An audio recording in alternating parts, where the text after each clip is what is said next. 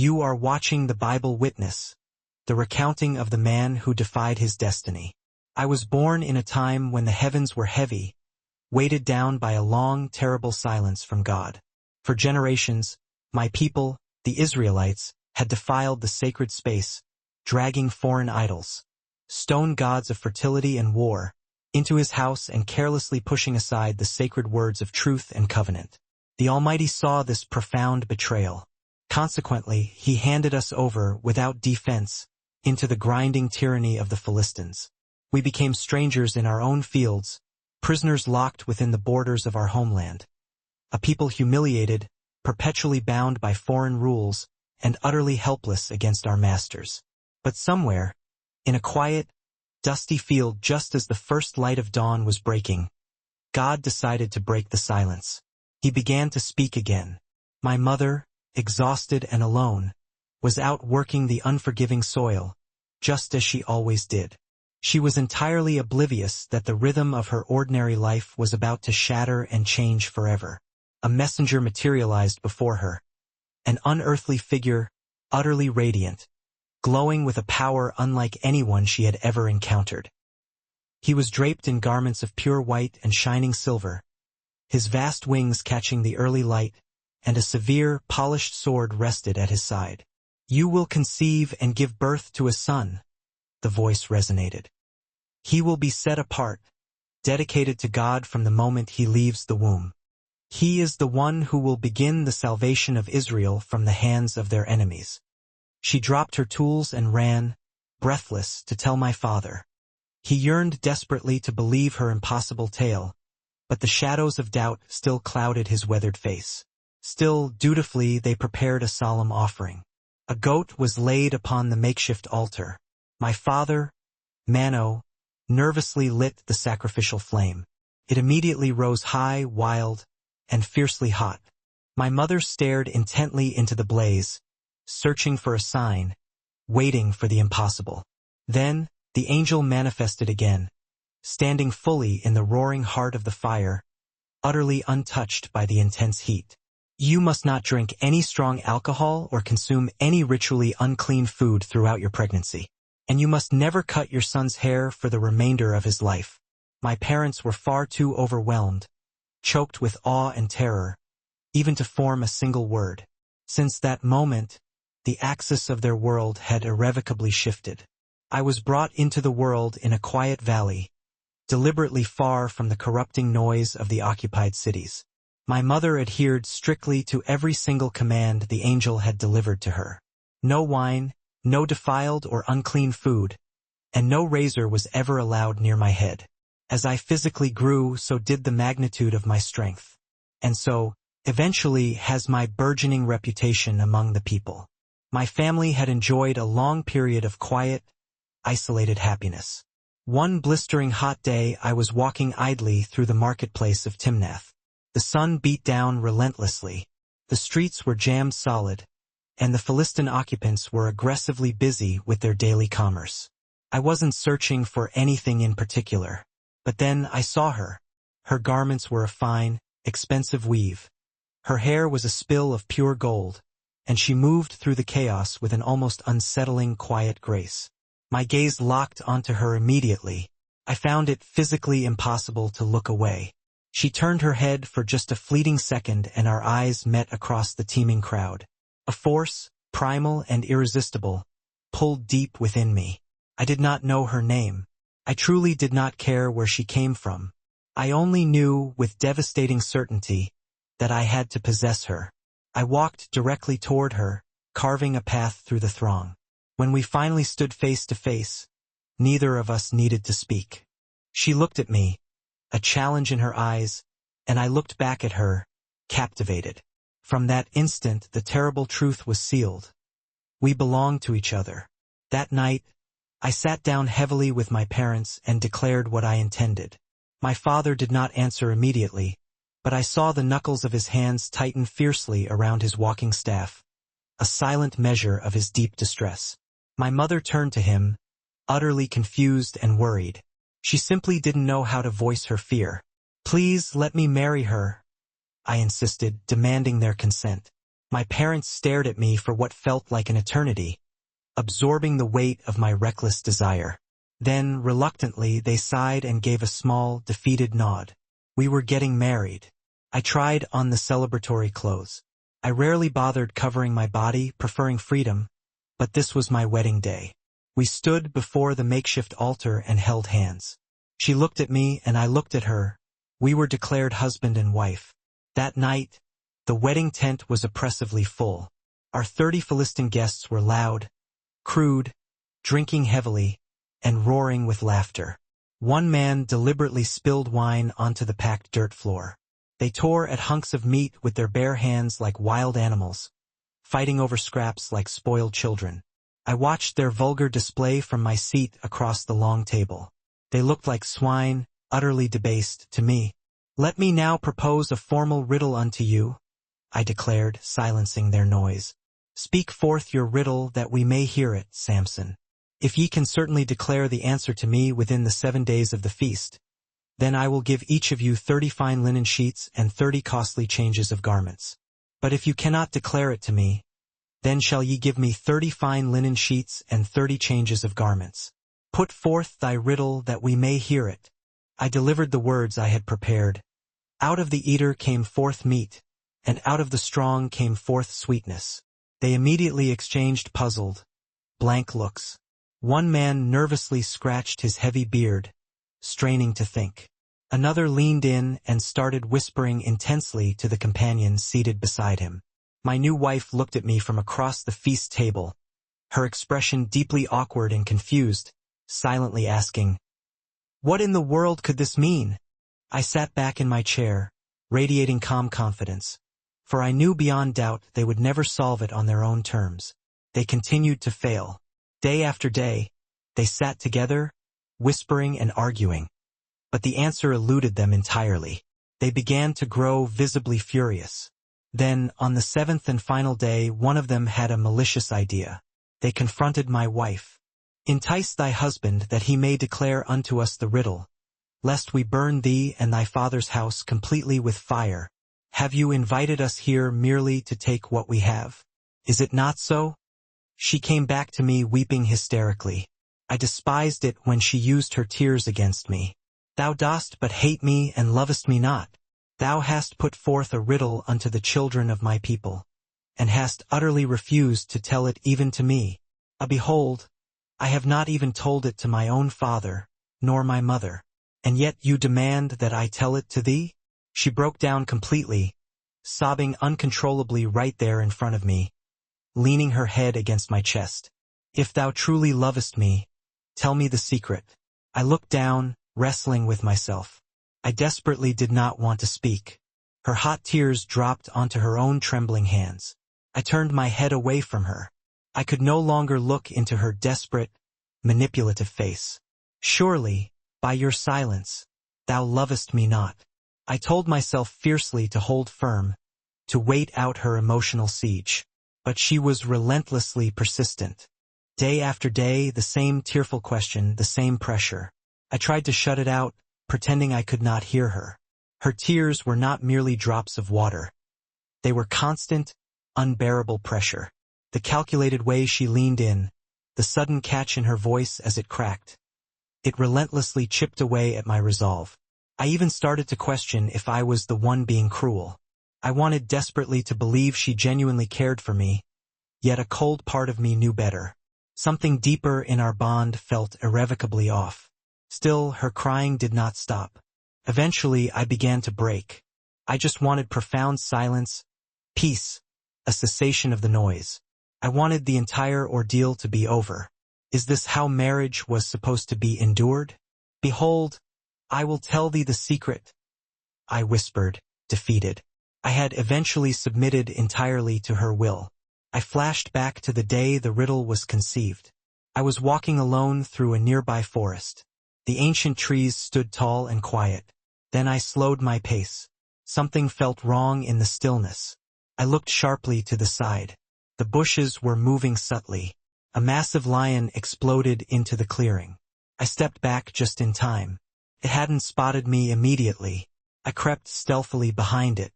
Then, suddenly, we faced each other, separated by only a few paces. It crouched low to the earth, its muscles coiled, ready to charge. I didn't move an inch. When it launched forward, I dodged its momentum to the side. As it passed me, I grabbed a fistful of its thick, coarse mane. We crashed violently to the ground, the great animal's weight slamming painfully into mine. I held its massive mouth shut, my arms locked tightly around its head. Then, with a furious exertion of both hands, I pulled, forcing its powerful jaws apart against its terrible resistance. My muscles burned with an agonizing fire. Sweat poured down my face, stinging my eyes. Finally, the enormous beast stopped moving. I stood up beside its lifeless body. I was completely out of breath, staring in shocked disbelief at the sheer destruction I had wrought. Sometime later, I was walking the same path and returned to the location. The skeletal body was still there, but something was profoundly different. I walked closer. Wild bees had built a thriving hive, heavy with honey, inside the remains of its bones. I knelt down, reached cautiously inside. The bees covered my arms but did not sting me. I took a lump of the thick, golden honey and tasted it. It was incredibly sweet and pure. I smiled grimly. I filled a couple of clay jars with the bounty. They were full, and the bees kept industriously coming and going. When I gave the heavy jars to my unsuspecting parents, I never disclosed where that miraculous sweetness had originated. She rose fast from the bed. I could see the malicious excitement in her eyes. The secret was no longer safe. He hath told me the secret. The Philistine soldiers immediately ran through the streets to spread the word of their victory. By sunset, they were all waiting, smug and expectant, for me at the city gate. What is sweeter than honey, and what is stronger than a lion? I retorted, instantly understanding the depth of her betrayal. If ye had not plowed with my heifer, ye had not found out my riddle. They had tricked me. So, despite my fury, I went out to pay my debt exactly the way I had sworn I would. I tracked down 30 other Philistines, arrogant and drunk, who were drinking deeply at a tavern in Ashkelon. I walked in, silent and lethal. One by one, I violently struck them down and killed them, quickly stripping them of their garments. 30 full sets, exactly as I had promised. I returned to Timnath. They were still drinking and celebrating in the tent when I returned. I opened the door forcefully. I walked in, strode to the center of the floor, and dropped the 30 blood-stained changes of clothing in a heap. No one spoke a word. I turned around, gave them one last devastating look, and left for my father's house. I came back to claim her. She was standing there at the altar again, but she was not standing with me. The guests were smiling, drinking and feasting like it was simply another joyous wedding. I pushed the door open violently and stepped inside. I walked straight down the aisle of celebrants. They scrambled fearfully out of my path. My hands were clenched so tightly they trembled. I was trying desperately not to instantly explode. I slammed my massive hand down onto the nearest table. The cups scattered and spilled. Someone jumped back in terror, knocking over a chair. I grabbed the edge of the table and violently flipped the whole thing over. She backed away instantly. Her new groom, my former companion, stepped defiantly in front of her. "Why have you come?" he demanded. "This is no longer your wife." "I took her as my wife," I snarled. "Why did you give her away?" Her father stepped forward, sweating. "I thought you utterly hated her when you left. I gave her to your companion instead. Take her younger sister instead. She is fairer than she." Both enraged and utterly broken, I turned around and walked purposefully toward the door. I didn't look back at the ruin I had left. That night the land was still hushed, but I was not. I had caught hundreds of wild desert animals, 300 foxes. I painstakingly tied flaming torches to their tails, binding them in pairs, and let them loose. Their backs burned with a ferocious heat, exactly as I burned inside with white-hot vengeance. They tore maniacally through the Philistines' ripe fields, spreading my anger and devastation with every terrified step. Even the vast bundles of grain they had already harvested, stacked high, were engulfed and gone in seconds. I made certain the fire reached the profitable olive groves, too. I wanted them to feel this pain and loss everywhere. The whole field became an inferno, a roaring furnace. Their pride, their entire harvest, was reduced completely to smoke. I stood above the burning landscape. I felt no shred of guilt. I smiled grimly. That was my revenge. They couldn't reach me, so they retaliated by going after the vulnerable. Where is Samson's wife? Please, we meant no offense by the marriage. You helped him burn our fields. One of the vengeful men threw a torch onto the roof. The dry straw caught fire instantly. My wife was inside. So was her father. They had absolutely nowhere to run. They held tightly onto each other, waiting for their horrible death. No one among the crowd stopped the barbarity. No one said a single word of protest. They just stood there and coldly watched the house burn. When I finally arrived, driven mad by the news, it was far too late. The Philistines stood there afterwards, acting like they didn't care, as if nothing profound had occurred. I didn't stop to think. I just charged headlong at them. I struck one, took his weapon, a heavy sword. Then more soldiers rushed me. I didn't hesitate. I swung hard, aiming to crush their bones, shatter their structure. And when the massacre was finally done, they were lying dead, spread out all around me. Then the sky ruptured. A sudden, cold rain began to fall, as if the world itself was attempting, futilely, to wash all the bloody chaos away. I went back to the smoking ruins of the house. My hands were shaking uncontrollably when I started digging through the ashes. I eventually found a scrap of her scorched dress and a fragment of her bone. That was all that remained. I sat down heavily and held that piece of bone like it meant she was still there beside me. But she was gone. There was no fire left in me, just the terrifying sound of the deafening silence and the steady, cold sound of the rain. The Philistines came at the next dawn. From the hilltop where I was hiding, I saw their vast army setting up camp below me. Their commander stood rigidly in front of his massive tent, his sword pointing accusingly toward the hills where I was concealed. Then the men of Judah arrived, appearing weak, facing the Philistines from a safe distance. Why have you come up against us, our masters? We have come only to capture Samson, your rogue kinsman. It did not surprise me in the least. After the humiliation I had inflicted upon them, I knew they would come for vengeance. The men of Judah, unwilling to fight the Philistines themselves, came looking for me instead. I watched them making their nervous way down the rocky, treacherous path toward my cave. I walked out to meet them, already knowing why they were there. Don't you men of Judah know that the Philistines rule heavily over us? As they ruthlessly did to me, so I brutally did to them. It was a deserved reckoning. We've come to bind you and hand you over to them for their judgment. Swear to me now that you will not kill me yourselves. We won't kill you. We will only bind you thoroughly. One of them hesitantly pulled fresh, thick ropes from his shoulder. He stepped toward me and began to tie my hands together. His hands were shaking visibly from fear. The ropes were brand new and tightly woven, explicitly meant to hold even the strongest bull. I clenched my fists, bracing my spirit as he tied the final, restrictive knot. I stood up tall. My hands were completely bound, yet my stance was steady and calm. Two men then took the rope and nervously started leading me out of the cave complex. I did not fight them. We crossed the open field under the scorching sun. I walked deliberately, surrounded by the traitorous men from my own tribe. We eventually reached the immediate edge of the Philistine camp. I could see the massive Philistine soldiers waiting, their faces filled with triumphant satisfaction. They lined up in formation in front of me, rows upon rows of armed men waiting to seize their captive. I was still on my knees, my hands tied uselessly behind my back, my body already bruised and cut from the earlier fight.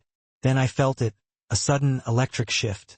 Something powerful changed deep inside me. The new ropes around my wrists began to crackle and sizzle. The ropes snapped strand by strand, failing the test of my strength, and fell uselessly to the dusty ground. I stood up, free. I looked down and saw a dry, bleached jawbone of a donkey lying in the dirt near my feet. I picked it up without hesitation. One soldier foolishly rushed at me, sword raised. I swung the jawbone. The jawbone hit his chest with bone-crushing force and dropped him instantly. Another soldier came wildly from the side. I spun, hit his shoulder hard. He fell too. After that, they kept coming endlessly. I did not stop. Every time a Philistine moved, I struck with perfect accuracy. Chest, neck, legs. I moved through their ranks like wildfire through dry grass. I don't know exactly how long the slaughter lasted. My arms burned with muscle fatigue. My skin was caked in sweat and blood-soaked dust. The ground around me quickly filled with dead bodies. I stepped over one corpse and struck the next. They couldn't even manage to lay a hand on me. It was done. They were all on the ground. 1,000 of them silent now. Blood saturated the dirt. With the jawbone of a donkey, heaps upon heaps. With the jawbone of a donkey, I have slain 1,000 men. I could barely draw a breath. I let go of the jawbone. It dropped heavily to the ground and rolled in the thick dirt. The battlefield was silent now. No more shouting. No more running. Just me standing alone. I was still alive, but I felt utterly depleted, on the verge of death. My mouth was bone dry. My lips cracked painfully. You have granted this great deliverance. Shall I now die of thirst and collapse right here into the hands of the uncircumcised? Then I heard a sound, faint but definite, a sharp crack. I turned my head. A large rock nearby violently split open, and clean water began pouring out in a sudden stream. I crawled desperately toward it. My hands hit the wet earth. I leaned in fast and drank deeply, greedily. Cold, pure water rushed into my burning mouth. I kept drinking, my face buried in the stream, my hands soaking the miraculous flow. I did not stop until my breath returned to normal. My body still ached and throbbed, but I could feel my unnatural strength immediately returning. God had not forgotten me. The brothel was heavy with musk, dark, and oppressively warm. Women gathered all around me. I drank relentlessly, trying to drown the memory of the past. The wine was cheap and strong. I held the jar to my lips and kept drinking. One of the women, without being asked, immediately refilled my cup. I let her. Then the curtain covering the entryway moved. She entered the space like slow-moving smoke. She did not smile. Everyone in the room looked instantly at her. So did I. She began to dance, moving like a controlled bird. Her hips swayed with focused purpose. Her arms flowed with serpentine grace. She looked like she was hunting prey, not being hunted herself. I was deeply drunk, hazy, but even in my stupor, I instinctively knew the difference. This was not just another girl. Disturbingly, she reminded me of the fatal golden grace of my dead wife. Her eyes locked onto mine, powerful, calculated, and utterly charming. Delilah came closer. The other women quickly moved out of her way, deferring to her power. She stopped right in front of my chair. The music continued to pulse in the background. She didn't speak a word. She simply raised one hand and deliberately touched my face. It was slow, careful, testing my resistance. I reacted instantly, turning and grabbing her wrist, my hand wrapping tightly around it, just to feel if she was real, tangible. I looked up at her face. She looked down into mine. Then, inevitably, I kissed her. While I lay sleeping, heavy and vulnerable, in her arms, they arrived. For wealthy Philistine lords, men of immense power and influence, entice him subtly to tell us the secret source of his great strength. Once we know, we may overpower him easily and securely tie him up to subdue him permanently. Each of us will give you 1,100 shekels of silver. She stared intently at the mound of glistening silver for a long, calculating time. And from that night forward, her hands against my skin were softer, her voice sweeter, more melodic. She began to ask many, many questions. The room was quiet, the scent of expensive oils heavy in the air. She lay beside me, her body deliberately pressed close, her skin warm against mine. Please tell me the secret source of your great strength, my love, and show me how you could finally be tied up and permanently subdued. I kept my eyes fixed firmly on the ceiling beams, delaying the answer. If anyone ties me tightly with 7 fresh bow strings that have not been dried out, I lied casually, I will instantly become as weak and defenseless as any other man. While I slept the sleep of the truly reckless, she went silently to the back door. I never heard the latch open. The Philistine contact brought her the 7 fresh bow strings. She came back into the room quietly, moving like a shadow. I was still deeply asleep when she wrapped them meticulously around my arms and chest. One by one, tight, cautious knots. She tied the last knot and then stepped away, awaiting the result. Behind the heavy curtain, they were waiting. 3 soldiers with drawn weapons, holding their breath in the darkness. "Samson, the Philistines are upon you." My eyes snapped open, cold, immediately alert. Pulled once. The cords disintegrated. They broke like brittle, scorched threads. I stood up. They rushed me. I grabbed the first by the collar and hurled him brutally across the small room. The second I kicked down hard. The last one I slammed into the solid wall. None of them got back up. And then silence. Delilah was on the floor, curled up, arms around her knees, her head buried low. I watched her for a tense second.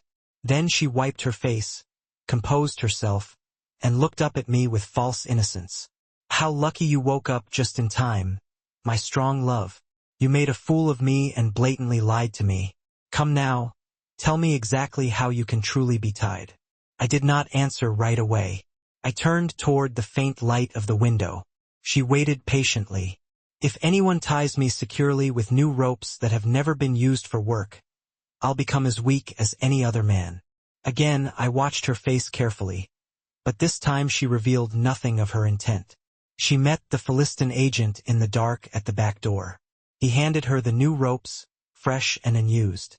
Later, when I was deeply asleep again, she came back into the room, quiet, careful and deadly. I was still sleeping soundly. She tied my arms again, each knot firm, the last one tighter and more restrictive than before. 3 new men were hiding behind the curtain, weapons drawn, anxiously waiting. "Samson, the Philistines are upon you." I opened my eyes, cold and clear. The new ropes snapped the second I exerted force. They were nothing but cheap string. The waiting men rushed at me.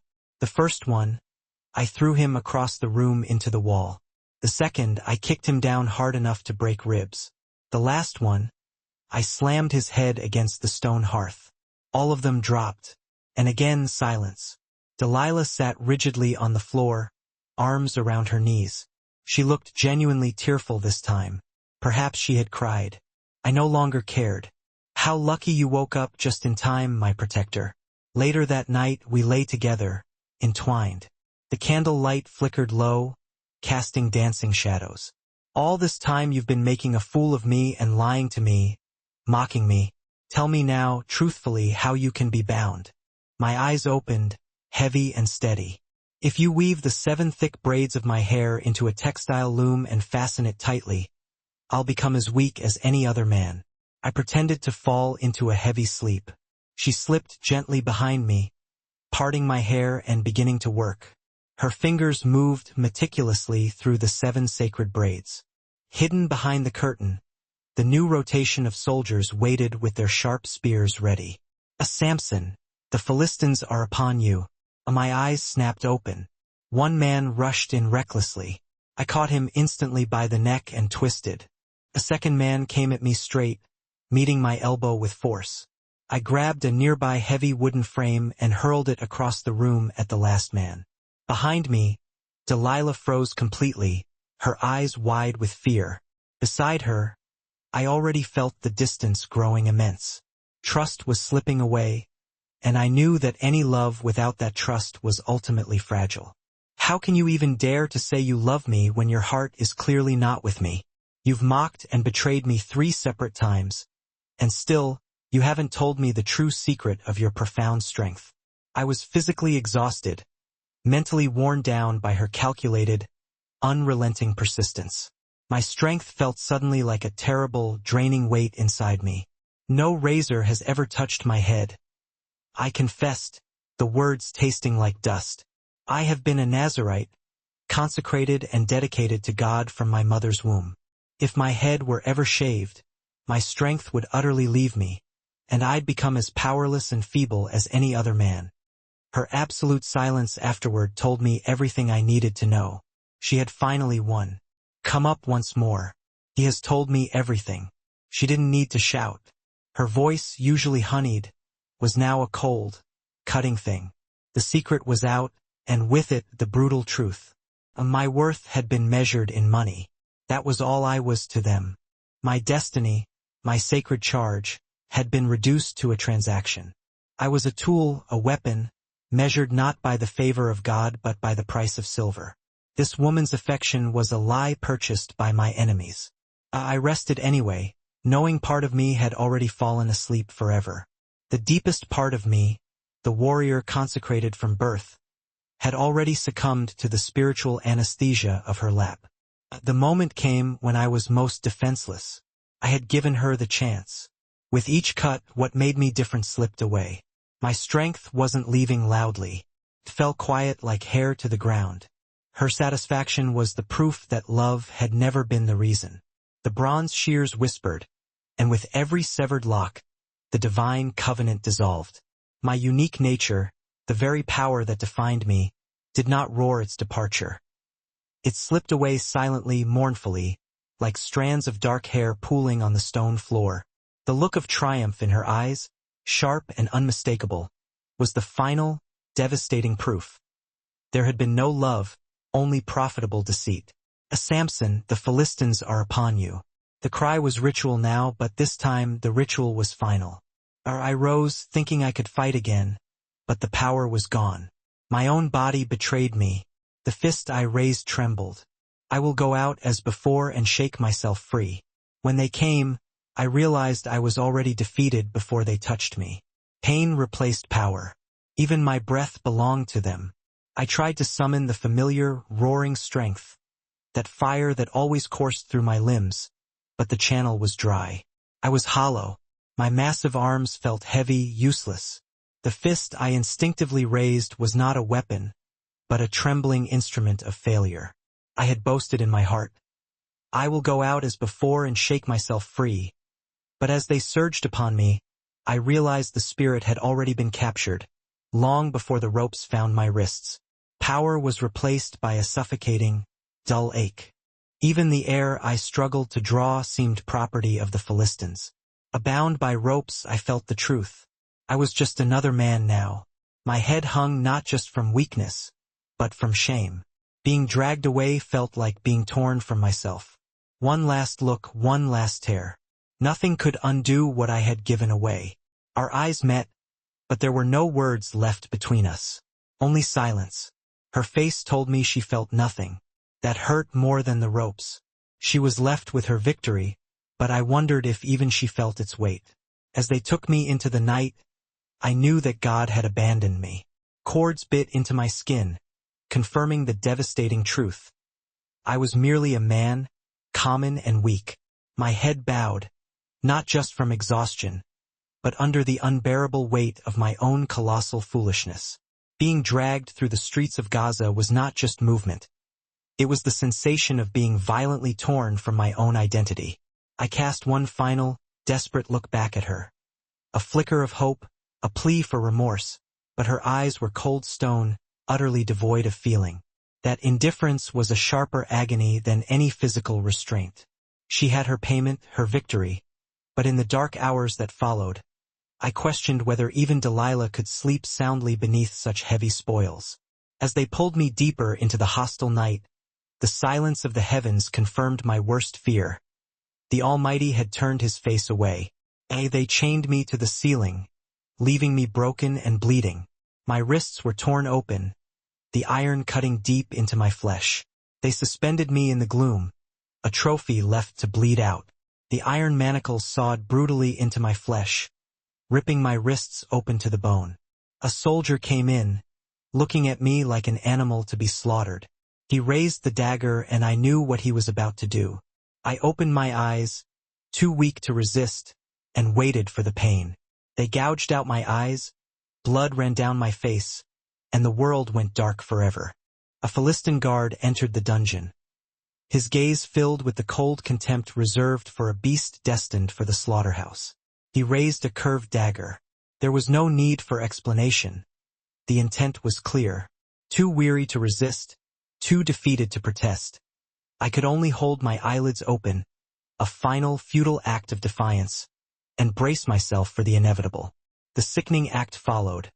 They gouged out the light, the blood cascaded down my face, and the world I knew was extinguished in an instant, plunging me into an eternal crimson night. They treated me like an animal, forcing me to grind the mill. My eyes were gone, my body broken. I sank into despair, believing everything was lost. I sat in silence without hope. But then I felt a light from above. God had not abandoned me. His presence returned.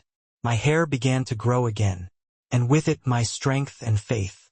Stripped of sight and honor, I was yoked to the millstone, a blind, staggering machine of labor, forced to walk the endless, humiliating circles of the prison house. My body was ruined, my world erased. I spiraled into the deepest chasm of despair, convinced the pact was shattered and my life forfeit. I endured long stretches of hopeless silence. But in the utter darkness, a single, infinitesimal warmth began to glow. It was a subtle assurance, a sense of holy presence that whispered, *, you are not forgotten. *, the Lord had returned. The physical sign followed the spiritual renewal. My hair began its slow, deliberate growth, and with every inch, my supernatural strength and, more crucially, my unwavering faith were restored. The Philistines gathered in celebration, filling the temple of the false god. They stood proud before Dian, mocking my God. Their priests bowed to stone and gold.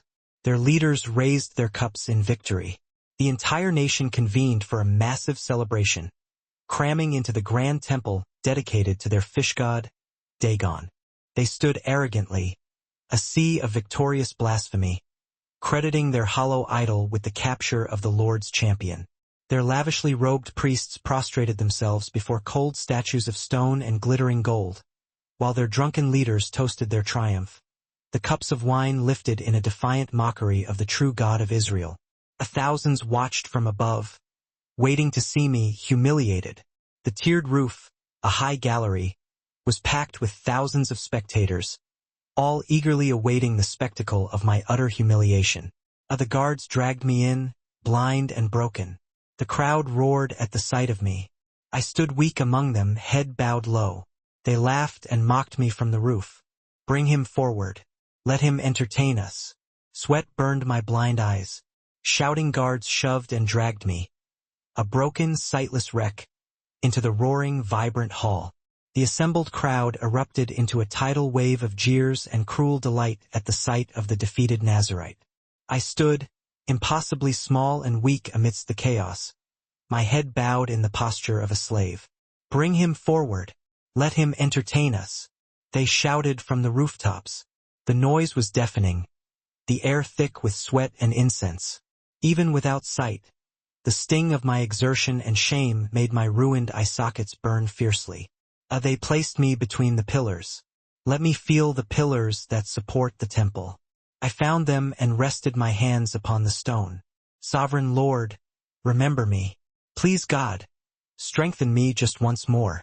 They led me, mockingly, to the precise center of the structure, positioning me between the massive twin pillars that bore the weight of the roof.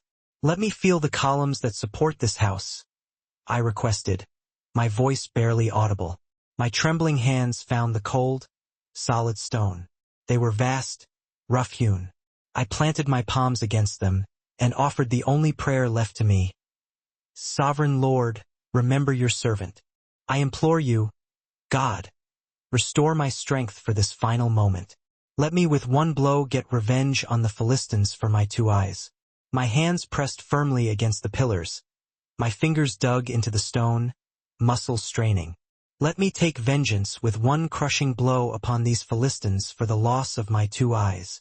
As I spoke, I braced myself, planting my feet, pressing my hands firmly into the rough stone. My fingers curled, digging deep into the pillar joints, every muscle in my regenerated body tightening and straining, ready to receive the immense power I prayed for. I pushed with all my strength. Still they laughed, blind to what was coming. I gave a colossal heave, pushing with the entirety of my being. Unaware of the physics of their doomed sanctuary, they continued to howl with careless laughter, completely blind to the catastrophe I was unleashing. My body shook, my hair drenched in sweat. Let me die with the Philistines. I cried out without voice and gave all my might. The pillars cracked. Both began to break beneath my hands. The temple shook around us.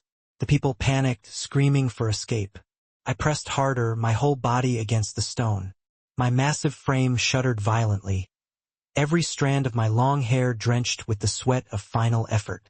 Let me die with the Philistines, I pleaded inwardly, a silent scream of ultimate commitment, pouring every ounce of renewed power into the stone. The foundation groaned. The central pillars cracked suddenly and loudly, splintering beneath my hands. The entire edifice began to sway, shaking violently around us. The celebration ceased instantly, replaced by the panicked, high-pitched screams of thousands trying desperately to find an escape route. I leaned in, pressing harder, throwing my full, regenerated weight against the fracturing stone. The pillars gave way. The roof came crashing down. Their rulers were buried in the ruins. Their false god lay shattered. And I, Samson, died with them. Yet in death, I struck down more than I ever had in life. The supporting pillars exploded inward, finally giving way. The massive roof collapsed with a terrifying roar, raining down tons of masonry and wood. The jubilant rulers of the Philistines were instantly crushed and buried deep within the rubble. Their stone idol, Dagon, lay shattered into impotent fragments. And I, Samson, the failed champion, died there entombed with my enemies. Yet, through that final, redeemed act, I struck down more oppressors in my death than I ever managed to defeat during the whole of my flawed life. In the Abrahamic faiths, angels are the most powerful spiritual beings after God himself. They aren't just messengers. Within the vast theological tapestry of the Abrahamic faiths, Judaism, Christianity, and Islam, angels stand as the supreme spiritual entities, second only to the uncreated power of the divine itself. They are far more than mere envoys. They execute judgment, heal the sick, record human deeds, and guard the boundaries between life and death. These celestial beings are active participants in creation. They execute divine judgment with surgical precision. They mend the sick and the broken. They diligently record the totality of human deeds, and they stand as vigilant guardians at the permeable boundaries between mortality and eternity. Ancient texts mentions of millions of angels through creation. But out of that vast number, only 8 are consistently named, remembered, and revered.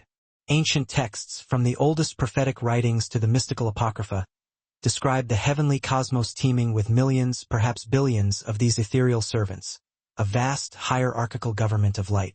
Yet, out of that immeasurable host, a select 8 are consistently named, their identities cemented in sacred memory, and their presence deeply revered across traditions. These 8 have appeared across scripture, apocrypha, mystical writings, and centuries of tradition. You've likely heard some of them already. Michael, Gabriel, Raphael, Lucifer the Fallen, Uriel, Raphael, Arizel, and Metatron. These distinct 8 figures surface repeatedly across canonical scripture, the hidden apocrypha, complex mystical writings, and centuries of established spiritual tradition. Their names echo through history. You are certainly familiar with some: Michael, Gabriel, Raphael, Lucifer the Fallen, Uriel, Azrael, and Metatron. But these aren't just characters in a cosmic drama. Many of them represent manifestations of God's own power, His justice, His mercy, His light, and even His wrath. But dismiss these entities not as mere characters in some grand cosmic theater. They function as living manifestations of the divine attributes, embodying God's own absolute power, His unwavering justice, His boundless mercy, His illuminating light, and the terrifying, necessary force of His wrath. In this episode, we're unpacking the deeper stories behind these 8. who they are, where they come from, and why they still matter, not in myth but in the very structure of spiritual reality. If you're into theology, ancient texts, or just curious about the unseen forces that shape existence, hit subscribe, leave a like, and join me on this journey. Let's begin with the one who leads the armies of heaven, Michael, the sword of God. Throughout this presentation, we will systematically unpack the deeper narratives, the secret origins, and the critical functions of these 8 archangels. We explore not just who they are and where their names originate, but why their roles remain fundamental, not as elements of distant myth, but as crucial components in the very operating structure of spiritual reality itself. If your interests lie in profound theology, ancient religious texts, or simply a deep curiosity about the unseen forces that underpin existence, I urge you to subscribe, leave a like, and join me on this illuminating journey. Our starting point must be the greatest among the host, the one who commands the legions of heaven. Michael, the formidable sword of God. Michael, the sword of God. Michael is the most venerated angel in all of Abrahamic tradition. For centuries, Jews, Christians, and Muslims have honored him, not just as a heavenly warrior, but as a symbol of divine justice, loyalty, and protection. Michael, the very embodiment of the righteous defense.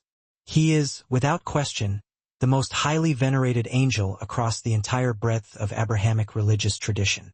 For millennia, the faithful across Judaism, Christianity, and Islam have revered him, recognizing him not merely as the supreme heavenly warrior, but as the enduring symbol of divine justice, unyielding loyalty, and absolute protection. His name in Hebrew, Michael, means who is like God. Not a statement, but a challenge, a cry of allegiance hurled against rebellion. Many believe it was Michael's voice that first rose in defiance against Lucifer, the angel who sought to exalt himself. His Hebrew name, Michael, translates profoundly to who is like God. This is not a passive affirmation. It is a thunderous challenge, a visceral battle cry of complete allegiance hurled directly into the face of spiritual rebellion. Tradition holds that it was Michael's very voice, pure and ringing, that first rose in defiance against Lucifer, the supremely brilliant angel who dared to arrogate divine authority to himself. Michael is often depicted as a radiant warrior, armored in divine light with a face like lightning and a flaming sword in hand. His presence is not gentle but powerful. In the book of Daniel, he stands against the dark prince of Persia, a spiritual adversary tied to worldly powers. Iconography consistently portrays Michael as a magnificent, radiant warrior, fully encased in armor forged of divine light, his expression flashing like lightning, and wielding the definitive, flaming sword of celestial authority. His presence is not soothing or mild, but profoundly commanding and overwhelming. His scriptural roles are critical. In the book of Daniel, he is the solitary defender who engages the dark prince of Persia, a potent spiritual adversary linked directly to earthly political powers. Later, he is named as the protector of Israel, the one who will rise in the end times. In Jude, he disputes with Satan over the body of Moses, yet speaks not with arrogance, but reverence. The Lord rebuke you. And in Revelation 12, Michael takes center stage, leading heaven's armies, casting down the great dragon, Satan himself. Jewish Midrash speaks of Michael rescuing Abraham, jeweling Samuel, and standing at God's right hand as the embodiment of mercy. In Kabbalah, he is associated with chesed, loving kindness. Yet he burns with the fire of justice. He is later explicitly identified as the spiritual protector of Israel, the archangel appointed to rise and intervene dramatically in the tumultuous final days. The book of Jude relates his legendary dispute with Satan over the physical body of Moses, where Michael, despite his supreme authority, restrains his own power, speaking only with perfect reverence. The Lord rebuke you. Most dramatically, in Revelation 12, Michael commands the celestial armies, leading the definitive war in heaven, culminating in the complete defeat and casting down of the great dragon, Satan himself.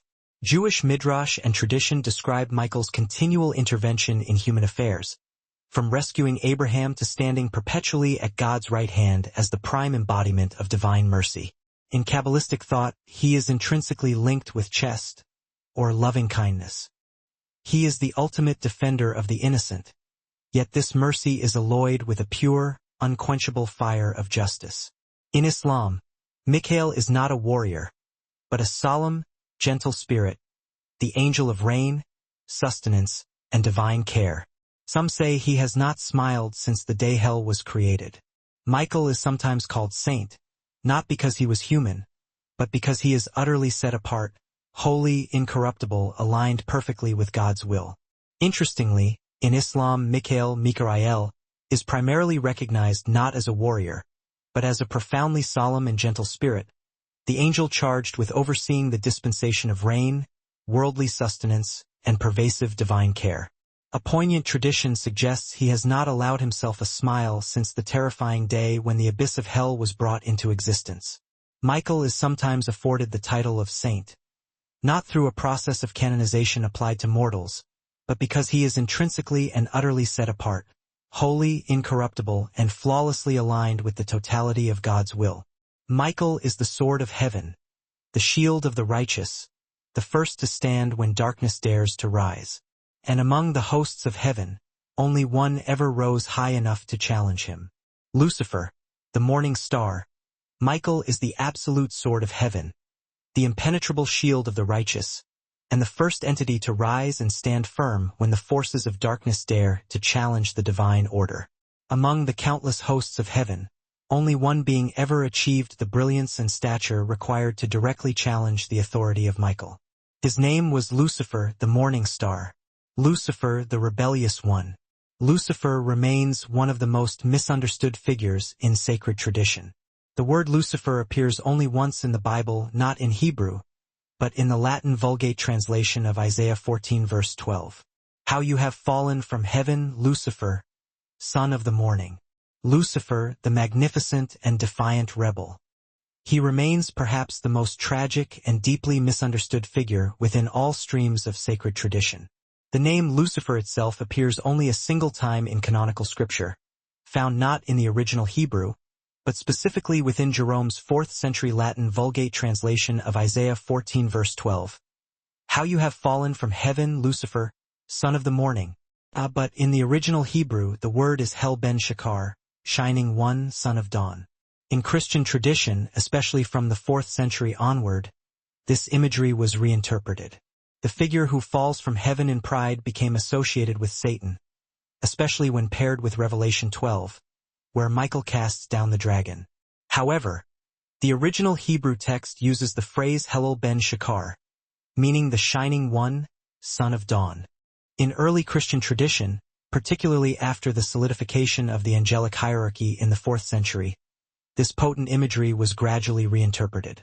The dazzling figure who plummeted from the heights of heaven due to excessive pride became intrinsically associated with the entity known as Satan, especially when cross-referenced with Revelation 12, which describes Michael's epic victory over the dragon.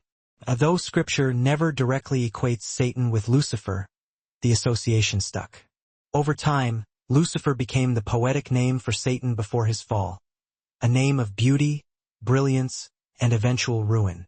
In texts like 1 Enoch, the fall is echoed through the story of 200 rebellious angels led by Lucifer. Church fathers like Augustine and Aquinas describe Lucifer as the highest of angels cast down for one fatal sin, pride. The words non serviam, I will not serve, though not in Scripture, capture the heart of his fall. While Holy Scripture never explicitly provides a direct equation between Satan and Lucifer, the poetic association proved overwhelmingly powerful and enduring. Consequently, Lucifer has become the traditional poetic designation for Satan during his state of pre-fall glory, a name that once signified unparalleled beauty, divine brilliance, and ultimately catastrophic ruin. Mystical texts, such as the Book of 1 Enoch, amplify this narrative, recounting the legendary fall of 200 rebellious watcher angels, implicitly led by Lucifer.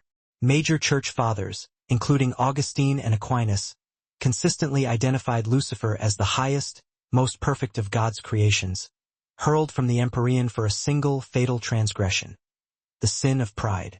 The defiant declaration, non serviam, I will not serve, though never explicitly written in the Bible, captures the precise psychological core of his fall. Lucifer wasn't created to destroy. He was magnificent until he chose to rise beyond what heaven allowed. He fell not from weakness, but from brilliance, twisted inward. Lucifer and Michael, rebellion and loyalty, pride and obedience, both powerful, both eternal. Lucifer was not fundamentally created as an agent of destruction. He was utterly magnificent, radiating the perfection of his creation, until he consciously chose to ascend beyond the boundaries ordained by heaven. His fall resulted not from some fundamental flaw or weakness, but from an inner brilliance that became narcissistic and twisted inward. He stands in eternal contrast to Michael.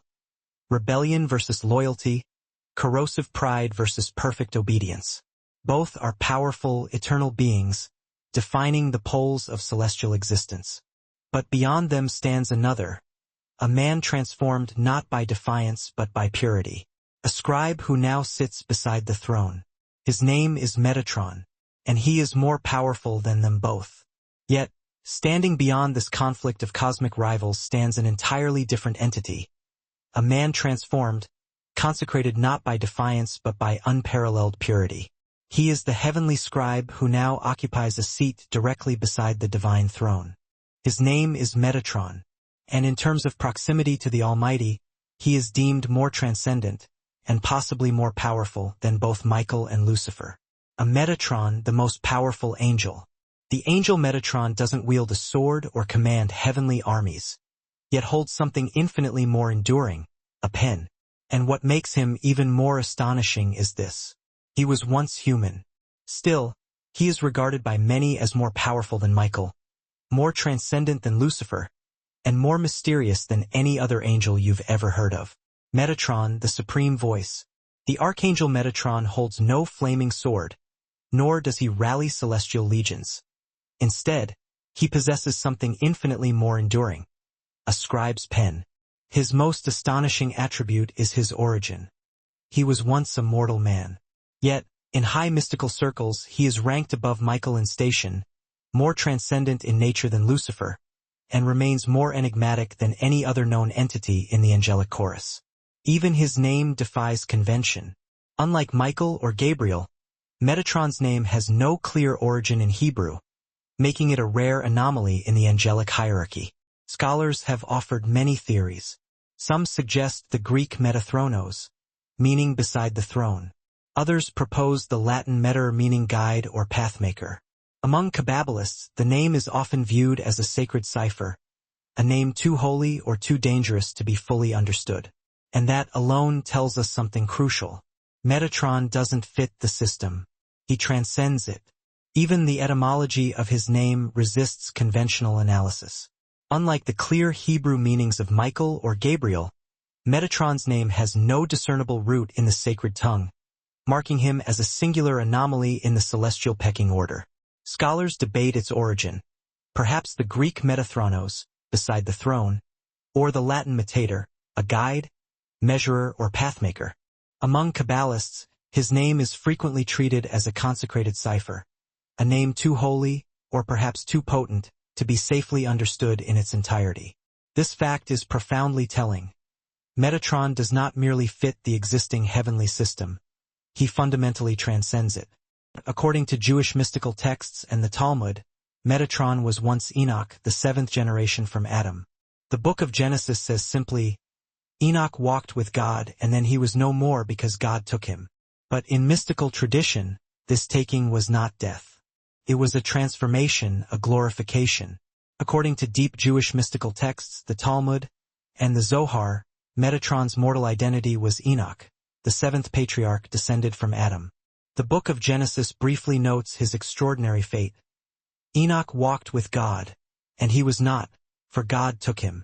However, in the expansive mystical tradition, this taking was not a simple death, but a direct, instantaneous, and radical transformation, a glorification of the purest human soul. In the book of 3 Enoch, Enoch is said to have been exalted into heaven, transformed into the angel Metatron, granted 72 wings, 365,000 eyes, and placed beside the divine throne. His glory became so intense that other angels mistook him for God himself and moved to destroy him. Because in heaven only one may sit and only one may be worshipped. That moment nearly divine yet not defines his paradox. Closer to God than any created being yet still creation. The esoteric book of 3 Enoch vividly details this apotheosis. Enoch was exalted into the highest heavens, transfigured into the archangel Metatron. He was granted 72 incandescent wings, adorned with 365,000 eyes, and elevated to a station directly beside the divine throne. His radiance became so overwhelming that other archangels, mistaking him for the Creator, moved immediately to destroy him, upholding the fundamental heavenly law. Only one being may sit on the throne, and only one may receive worship. This nearly divine, yet fundamentally created, status defines his existential paradox.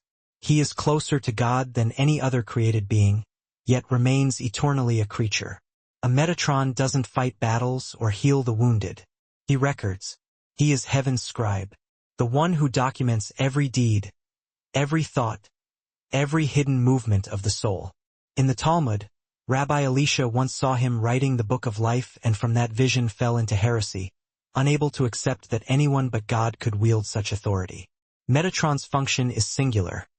He neither engages in cosmic battles nor administers physical healing. He records.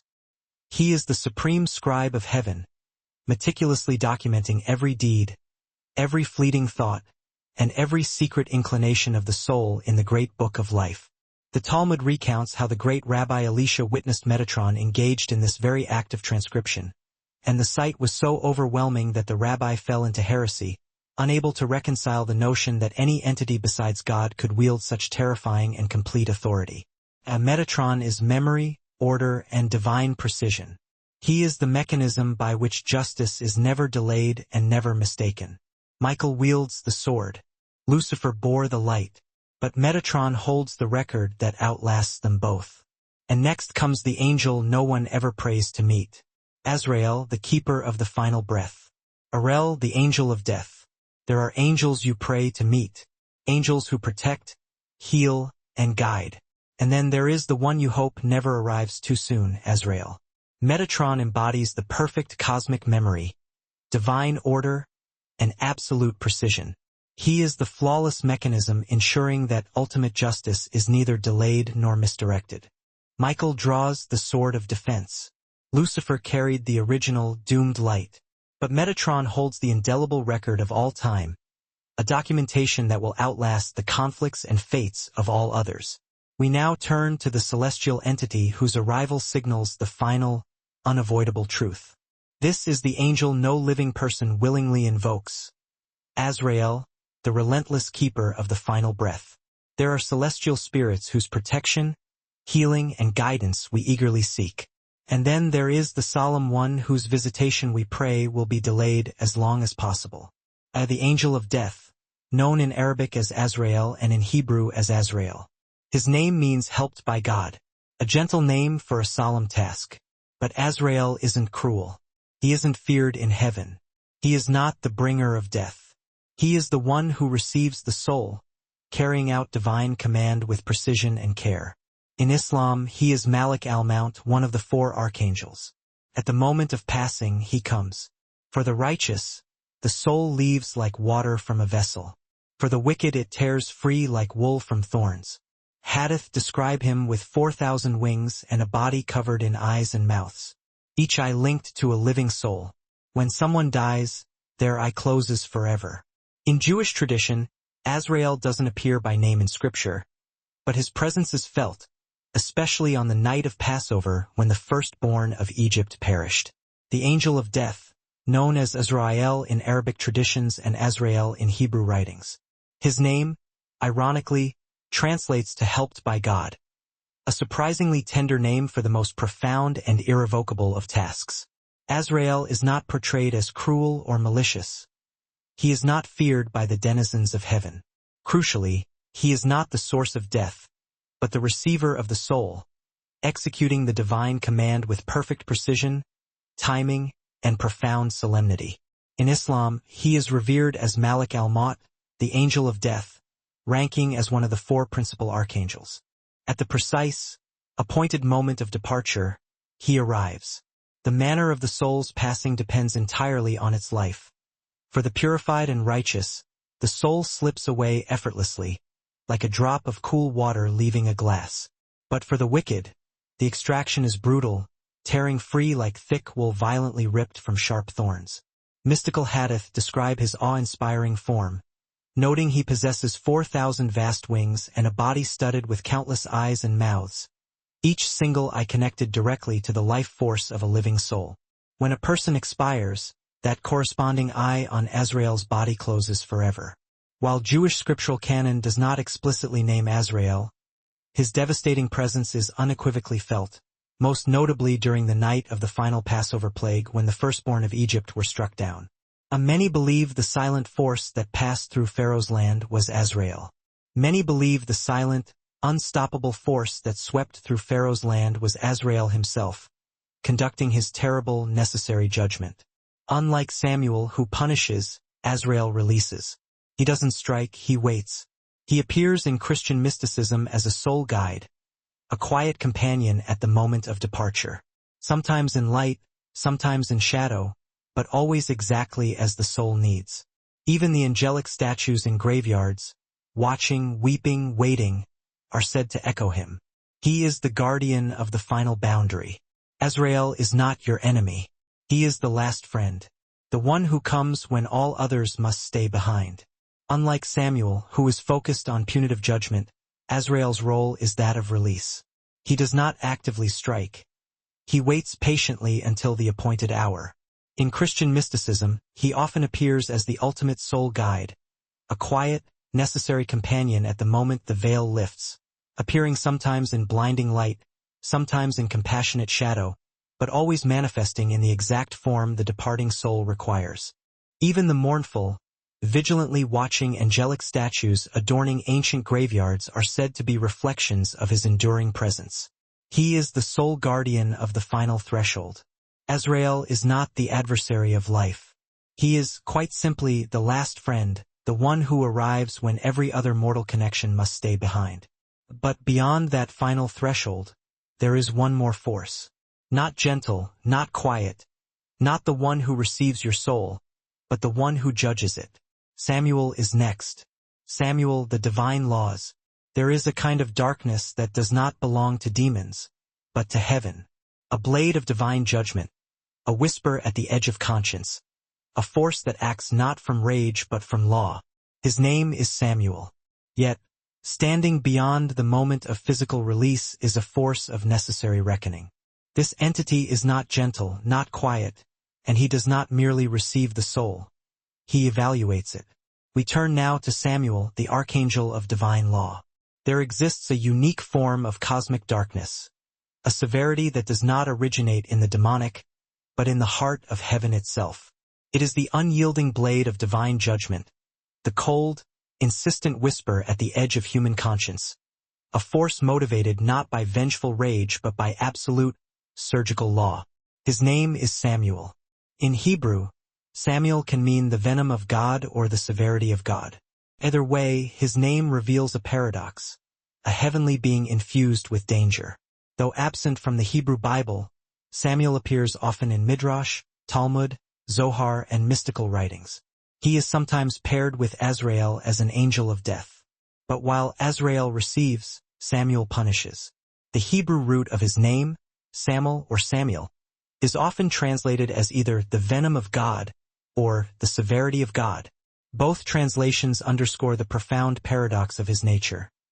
He is a celestial being, yet intrinsically infused with cosmic danger. Though conspicuously absent from the canonical Hebrew Bible, Samuel is a prominent figure throughout Midrash, the Talmud, the Zohar, and other core mystical writings. He is occasionally grouped with Azrael as an agent of death, but their functions differ critically. Azrael receives the soul, while Samuel administers the punitive consequences. In some rabbitic texts, he is the serpent who tempted Eve, intellect, seduction, rebellion in one form. But unlike Lucifer, Samuel was not cast out. He remained because God still uses him.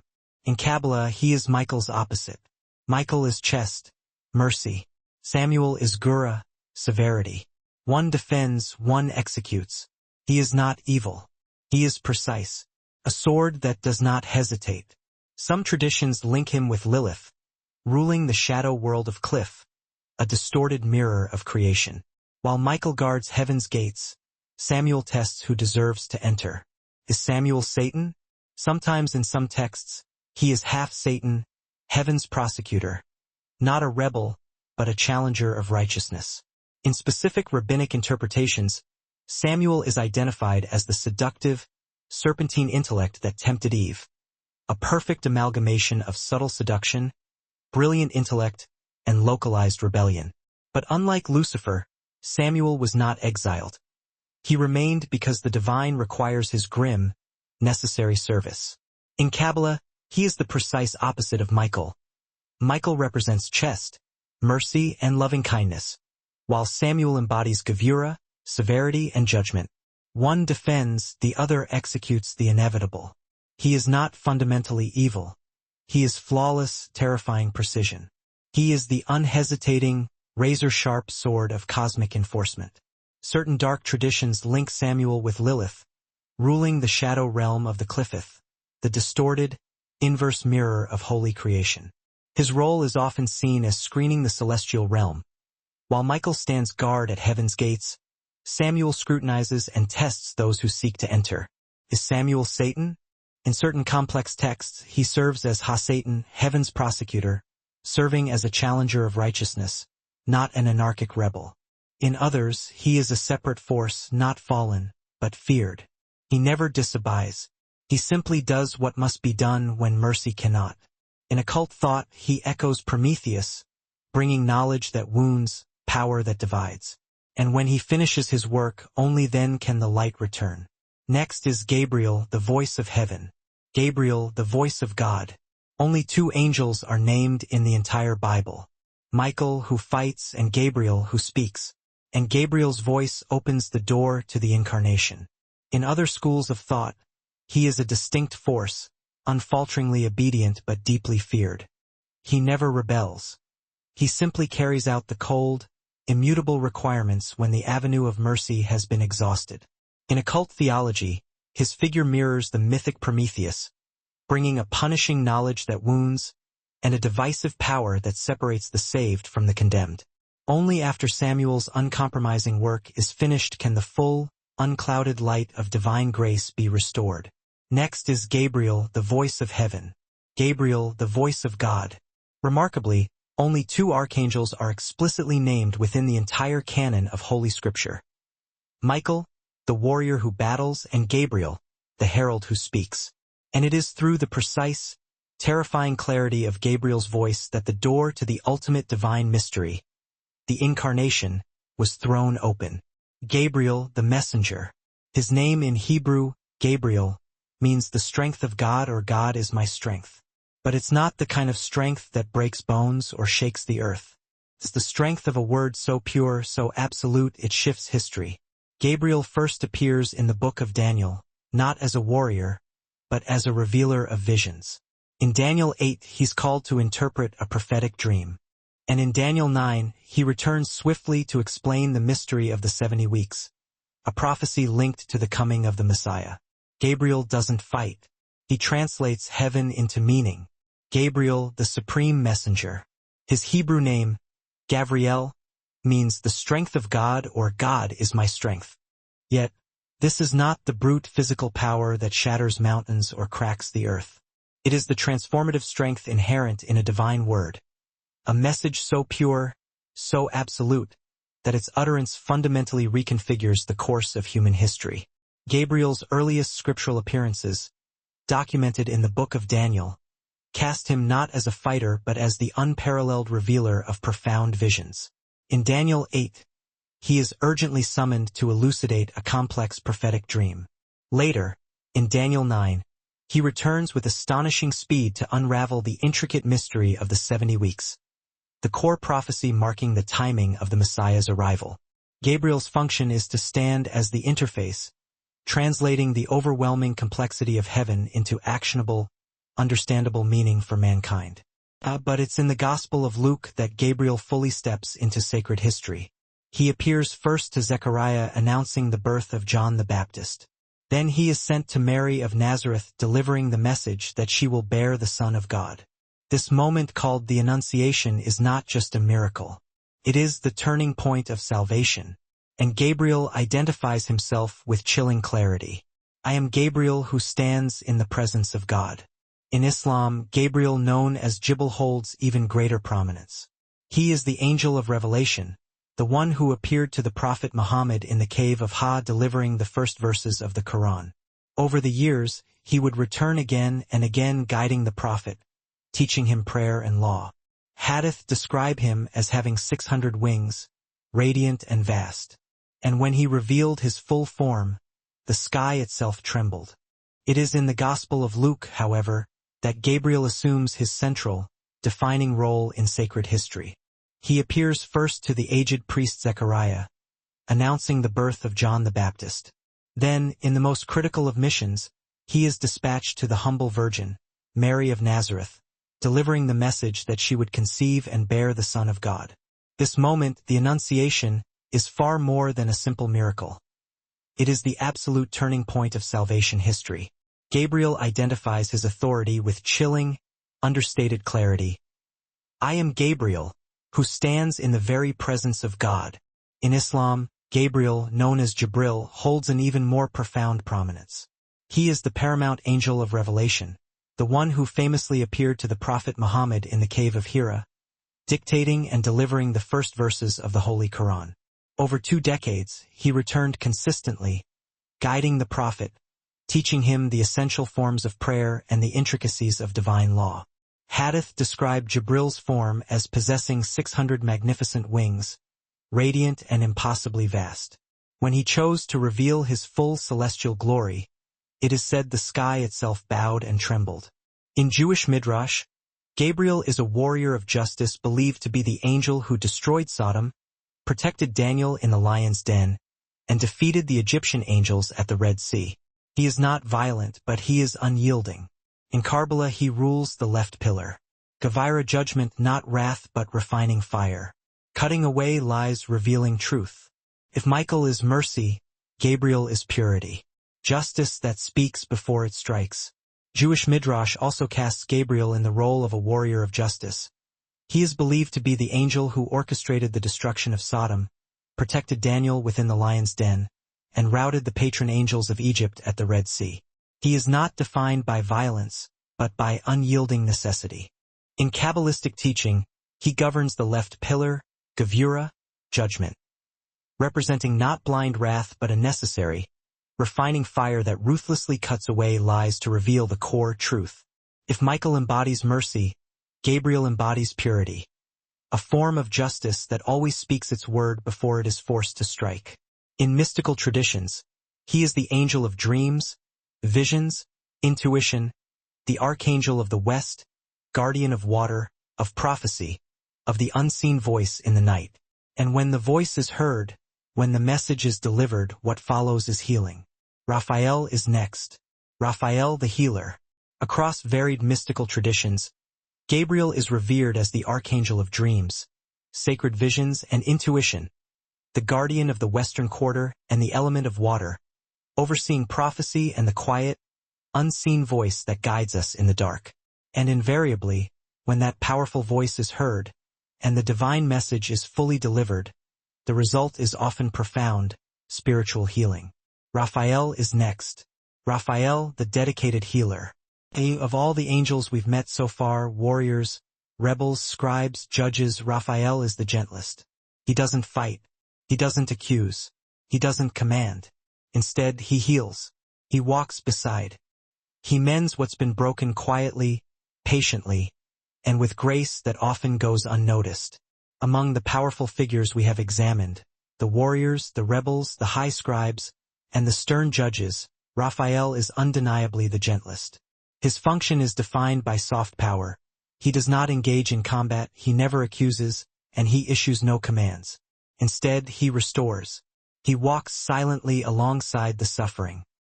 He mends that which has been broken, whether spirit or flesh, performing his work quietly, patiently, and with a gentle, often unseen grace. His name in Hebrew, Raphael, means God heals. But unlike other angels whose names are declarations of might or defiance, Raphael's name is a mission. He exists to restore, to bring wholeness where there was harm. His Hebrew name, Raphael, simply means God heals. Unlike the names of Michael or Lucifer, which serve as declarations of absolute might or defiant allegiance, Raphael's name is his entire mandate. His existence is dedicated to restoration, to bringing perfect wholeness where spiritual or physical harm has been inflicted. We meet him most clearly in the Book of Tobit, a text cherished in Catholic and Orthodox traditions. Two lives hang in despair.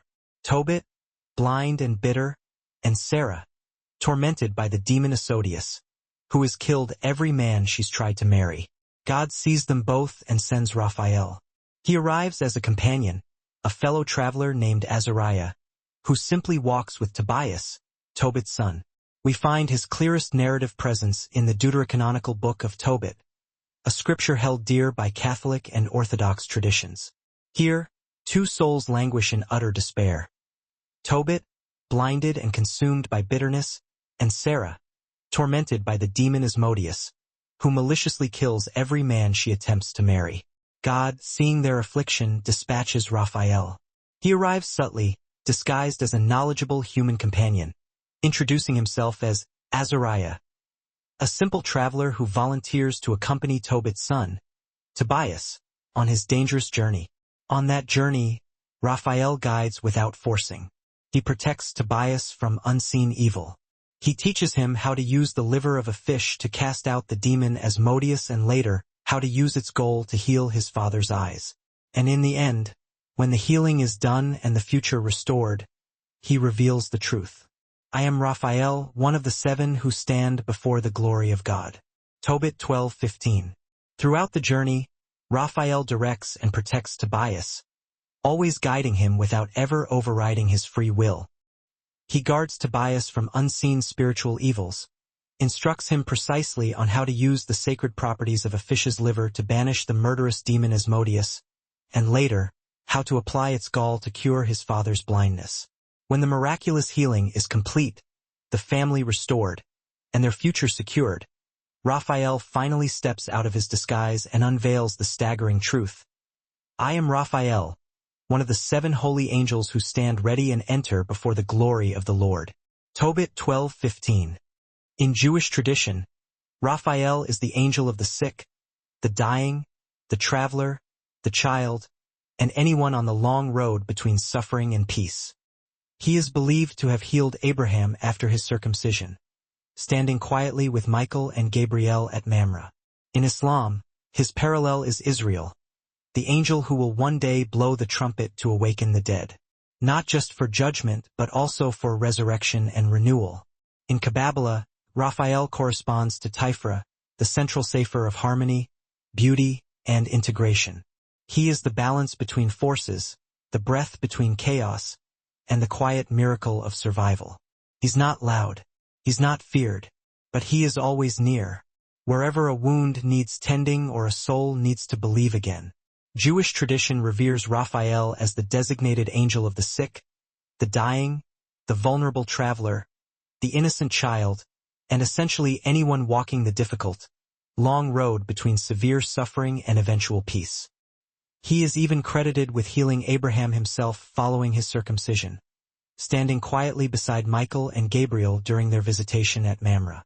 His Islamic counterpart is Israfil, the awe-inspiring angel tasked with sounding the ultimate trumpet blast that will awaken the dead, a call for universal resurrection and profound renewal, not only for judgment but for the restoration of creation.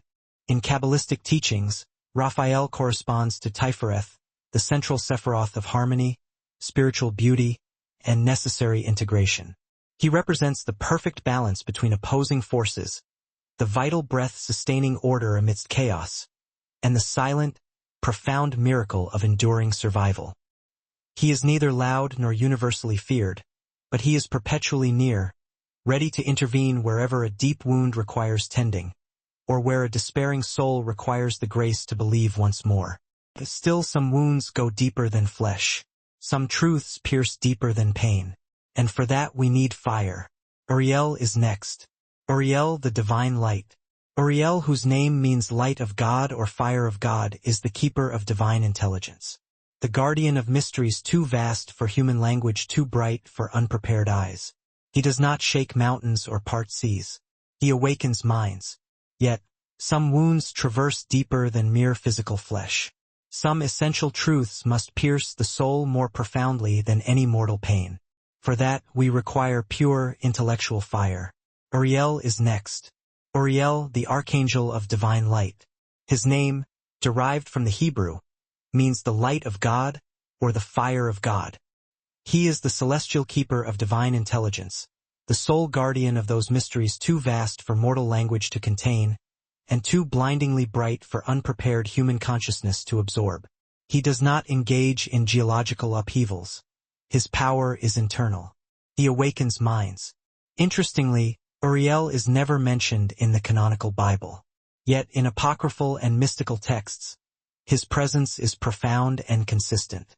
It is a noteworthy anomaly that Uriel is never directly mentioned within the Protestant canonical Bible. Nonetheless, across the apocryphal writings and the deep mystical texts of both Jewish and Christian traditions, his powerful presence is both profound and utterly consistent. In the ancient Book of Enoch, Uriel does not merely serve. He stands as one of the council, counted among the four great archangels, Michael, Raphael, Gabriel, and himself, who petitioned the Almighty on behalf of beleaguered humanity during the catastrophic age of corruption.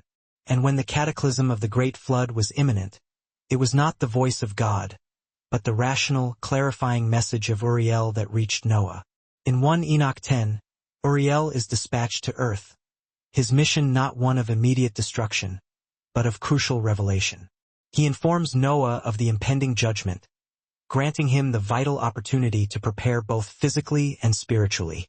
The essence of his communication is not divine wrath. It is the timely infusion of strategic wisdom. Later, in the profound and searching book of 2 Ezras, Uriel is sent once more, this time to confront the prophet Ezra, who cries out in existential anguish, desperately questioning the cosmic injustice. Why does evil flourish while the innocent are crushed? But Uriel does not offer soft words or shallow consolation. Instead, he challenges the prophet with blinding, divine logic. He replies not with comfort, but with profound, almost geometric questions of his own.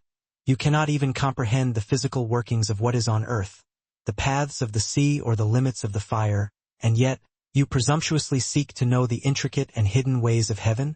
Uriel is fundamentally not a gentle tutor.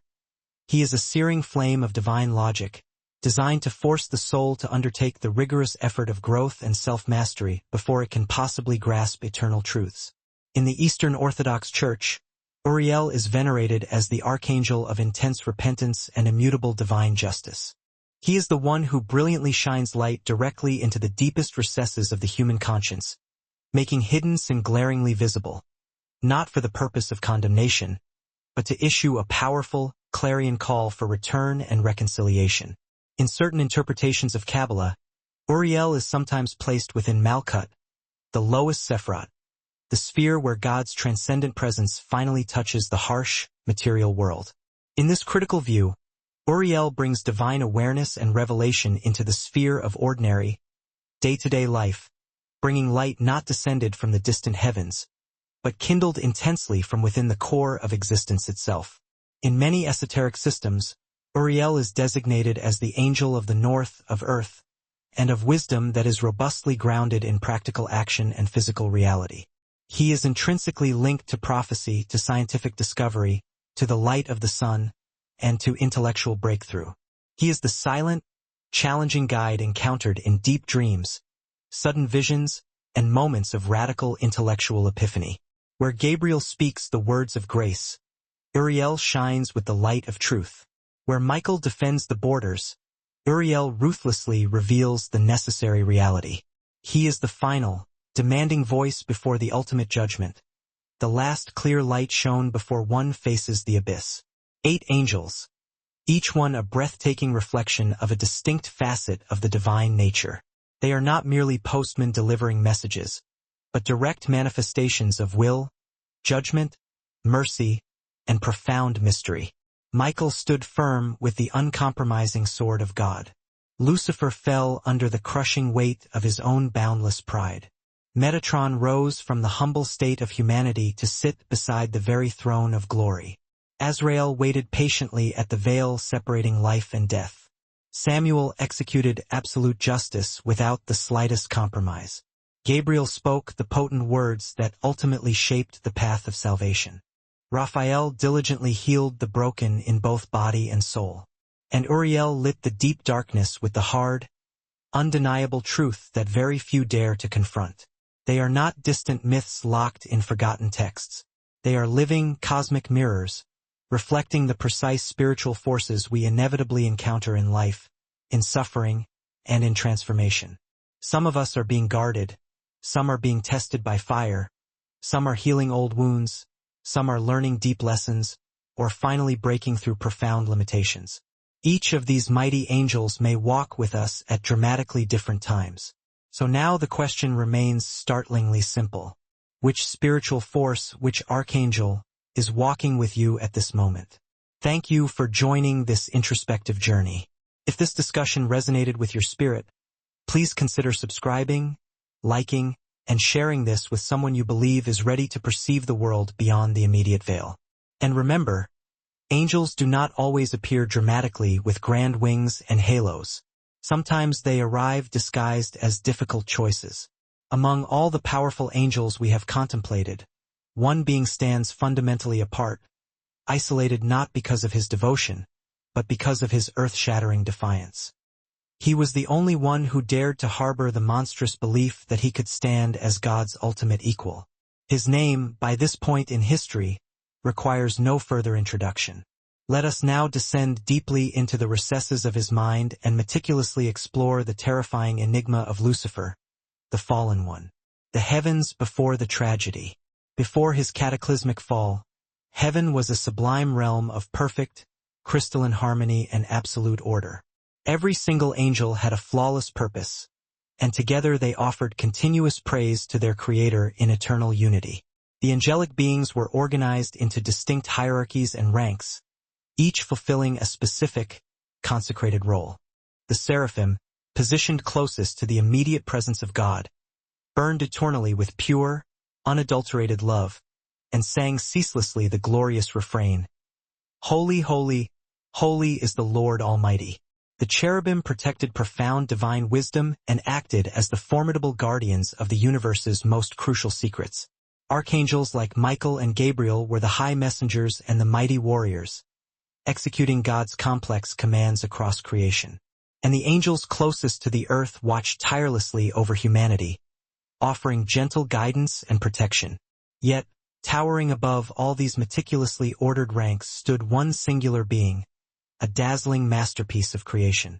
Lucifer, known reverently as the Lightbringer, possessed beauty and brilliance that were absolutely unmatched throughout heaven. He was created with extraordinary, focused care, brimming with wisdom, grace, and potent power. Lucifer's very name perfectly reflected his sacred role, to bring light and to lead the other angels in the most exalted forms of worship. As the preeminent leader of heaven's celestial choirs, his voice inspired immediate awe and his presence commanded unquestioning respect. Among the entire assembly of angels, he shone the brightest, admired and beloved by all who beheld him. But Lucifer's radiance was not merely a physical phenomenon. It was, initially, a direct and perfect reflection of the Creator's absolute glory. Every action he undertook, every note he sang, was intended as a tribute to God, and his thunderous songs echoed through all of heaven, filling the realm with perfectly divine melodies. The other angels looked up to him not just for his staggering beauty but for his singular dedication to their Creator. However, this incomparable brilliance subtly planted the deep seeds of something fatally darker. Lucifer's unmatched beauty, his supreme authority, and the constant, fervent admiration he received, gradually began to stir the venom of pride within his core. His elevated position, though the highest of all creatures, was still fundamentally one of service, a limiting fact that would soon begin to trouble him profoundly. While heaven outwardly remained utterly peaceful, a quiet, corrosive change began within Lucifer, imperceptible to most of his brethren. Hidden beneath his shining exterior, the first malignant hints of rebellion were slowly beginning to coalesce in the heart of heaven's brightest star. The spark of pride in Lucifer. Lucifer's journey from blinding light to absolute darkness began not with a roar, but with a simple thought, subtle and almost imperceptible at first. As the most radiant, beautiful and powerful of all God's creations, he was rightly admired and revered by the hosts of heaven. But with this admiration came a profound self-awareness, and with self-awareness came a deadly question. What if my inherent brilliance is not merely a reflection, but is superior, capable of surpassing even that of my Creator? It started as a tiny, seductive whisper in his mind, a spark of devastating pride ignited by the intoxicating mixture of his unmatched beauty and his absolute authority. The sacred texts hint at this tragic internal transformation. Your heart became proud on account of your beauty, and you corrupted your wisdom because of your splendor. Over time, that malignant pride grew exponentially, feeding a burning desire not just to serve with excellence, but to ruthlessly ascend above all things. Lucifer began to fixate on and intensely question the nature of his assigned role. Why, he constantly wondered, should he, the brightest and most perfect of all stars, remain perpetually subordinate? Why should his unmatched, supreme light always be relegated to merely reflecting God's glory, rather than shining independently, sovereignly, and on its own authority? These thoughts, though initially quiet, took deep root and began to fundamentally shape his actions and his demeanor. He subtly distanced himself from the joyous, unified praise of heaven, becoming introspective, brooding, and enigmatic. His once pure and selfless devotion to leading the heavenly choirs transformed into a restless, consuming ambition.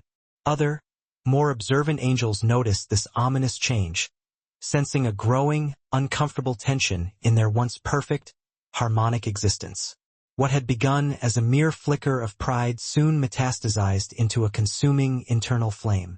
Lucifer began to envision a magnificent throne for himself, one that would deliberately rise higher than all the stars of God. This spark of pride marked the fatal beginning of his rebellion, the first irreparable crack in heaven's perfect peace and order. God's warnings to Lucifer and his patience. As Lucifer's pride expanded and consumed him, so too did the distance, both physical and spiritual, between him and the Creator.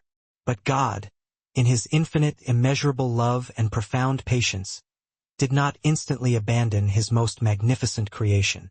Instead, he reached out to Lucifer, offering clear guidance and countless opportunities to repent and turn back from the dark path.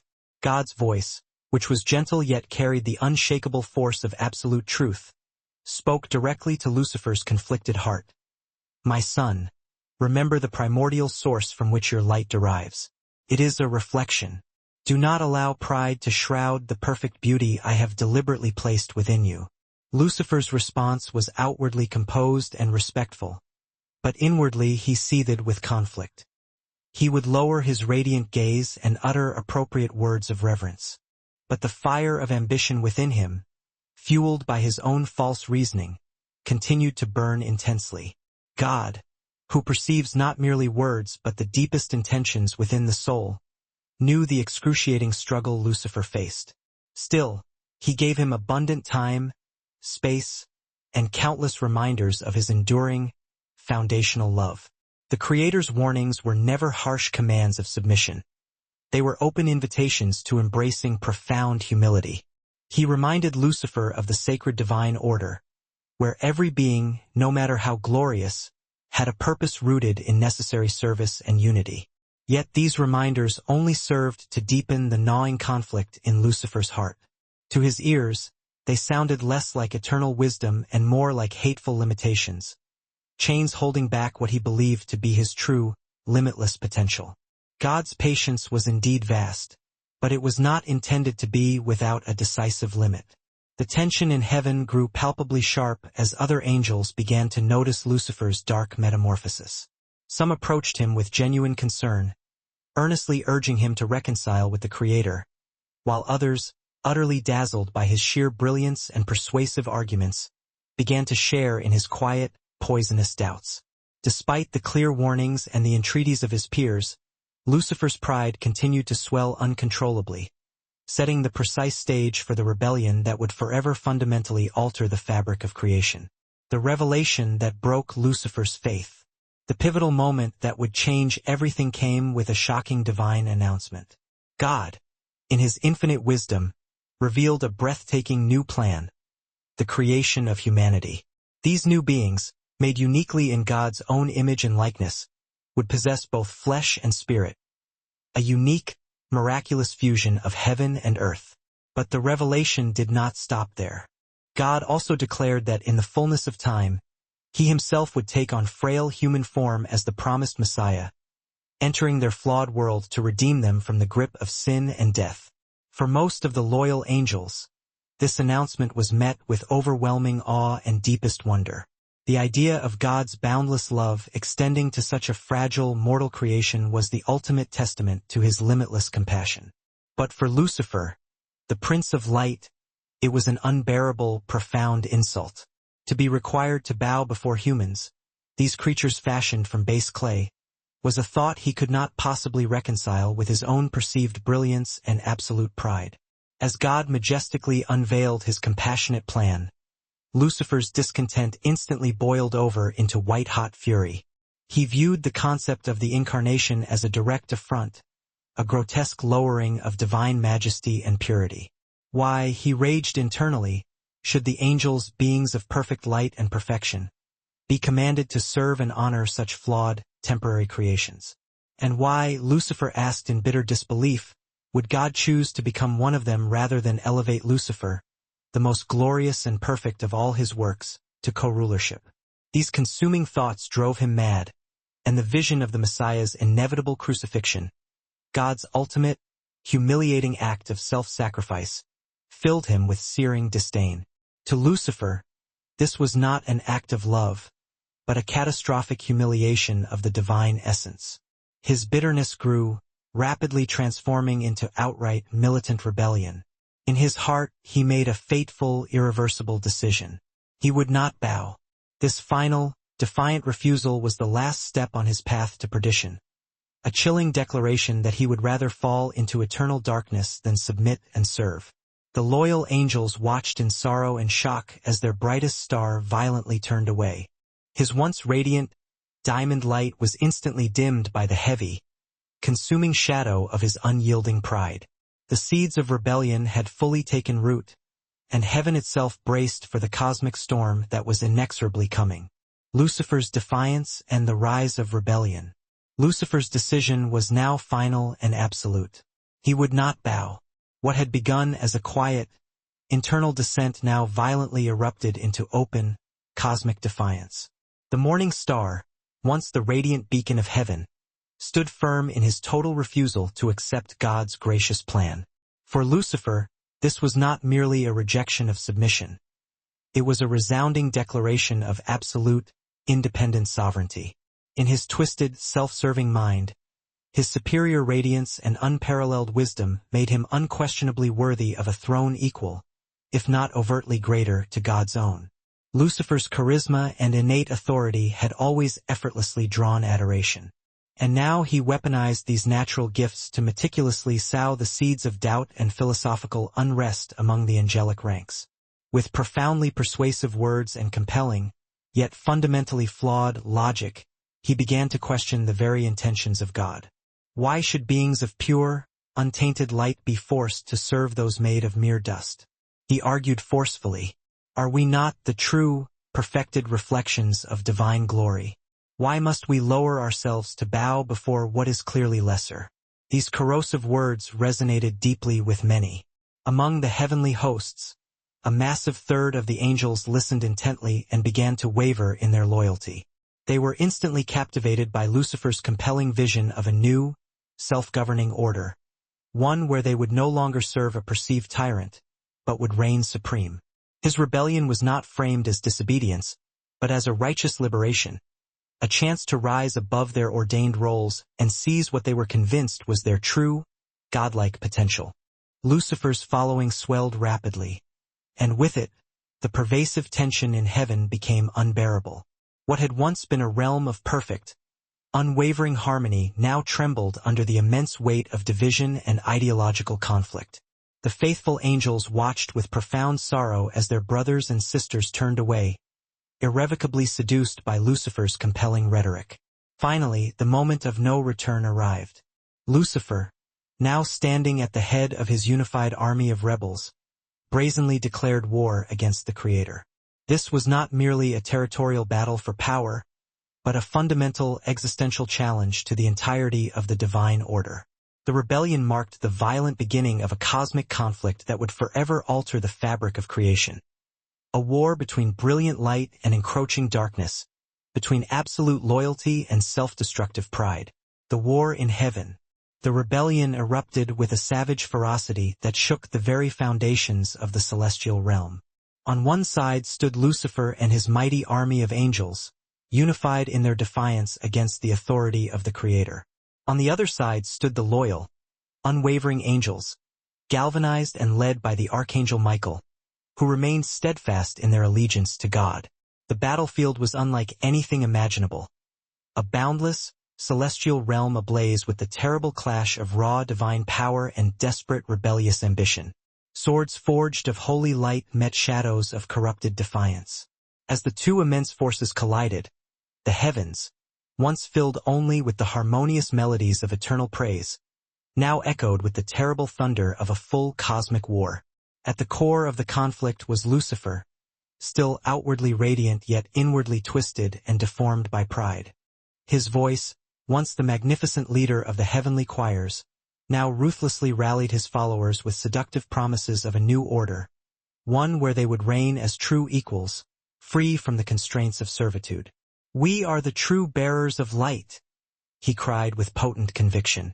"Why should we kneel when we are meant to rise to sovereignty?" But Michael, humble in stature compared to the corrupted grandeur of Lucifer, stood entirely unshaken. His rallying cry of fierce loyalty reverberated across all the heavens, acting as the ultimate, inescapable theological challenge. Mikael, or who is like God? This battle cry instantly became the anthem of the loyal angels, a constant, sharp reminder of the Creator's unmatched power and pure, enduring love. The battle raged on violently, each side unleashing their full, terrifying strength. The fallen angels fought with reckless desperation, driven by their vaulting ambition and Lucifer's mesmeric charisma. But the faithful angels fought with resolute purpose, drawing their strength directly from the Creator's palpable presence. The light of God's absolute truth illuminated their path, strengthening their spiritual resolve with every single clash of blades. In the ultimate reckoning, loyalty triumphed powerfully over rebellion. Lucifer and his forces, though immensely powerful, could not possibly overcome the inherent might of divine justice. One by one, the rebels were cast down, their acquired radiance extinguishing entirely as they fell headlong from grace. Lucifer, the once dazzling morning star, was hurled violently into the abyss. His dream of supremacy was instantly shattered. The war left indelible scars on heaven, a permanent reminder of the astronomical cost of pride and defiance. But it also affirmed an eternal, unbreakable truth. No darkness, no rebellion, no matter how grandly conceived, can overcome the sovereign light of the Creator. Michael's victory was not merely one of superior strength, but of unwavering faith and perfect loyalty, a testament to the enduring power of good over evil. The fall of Lucifer and its consequences. Defeated and eternally cast out, Lucifer's terrifying rebellion finally came to a definitive end, but its catastrophic consequences reverberated across all creation.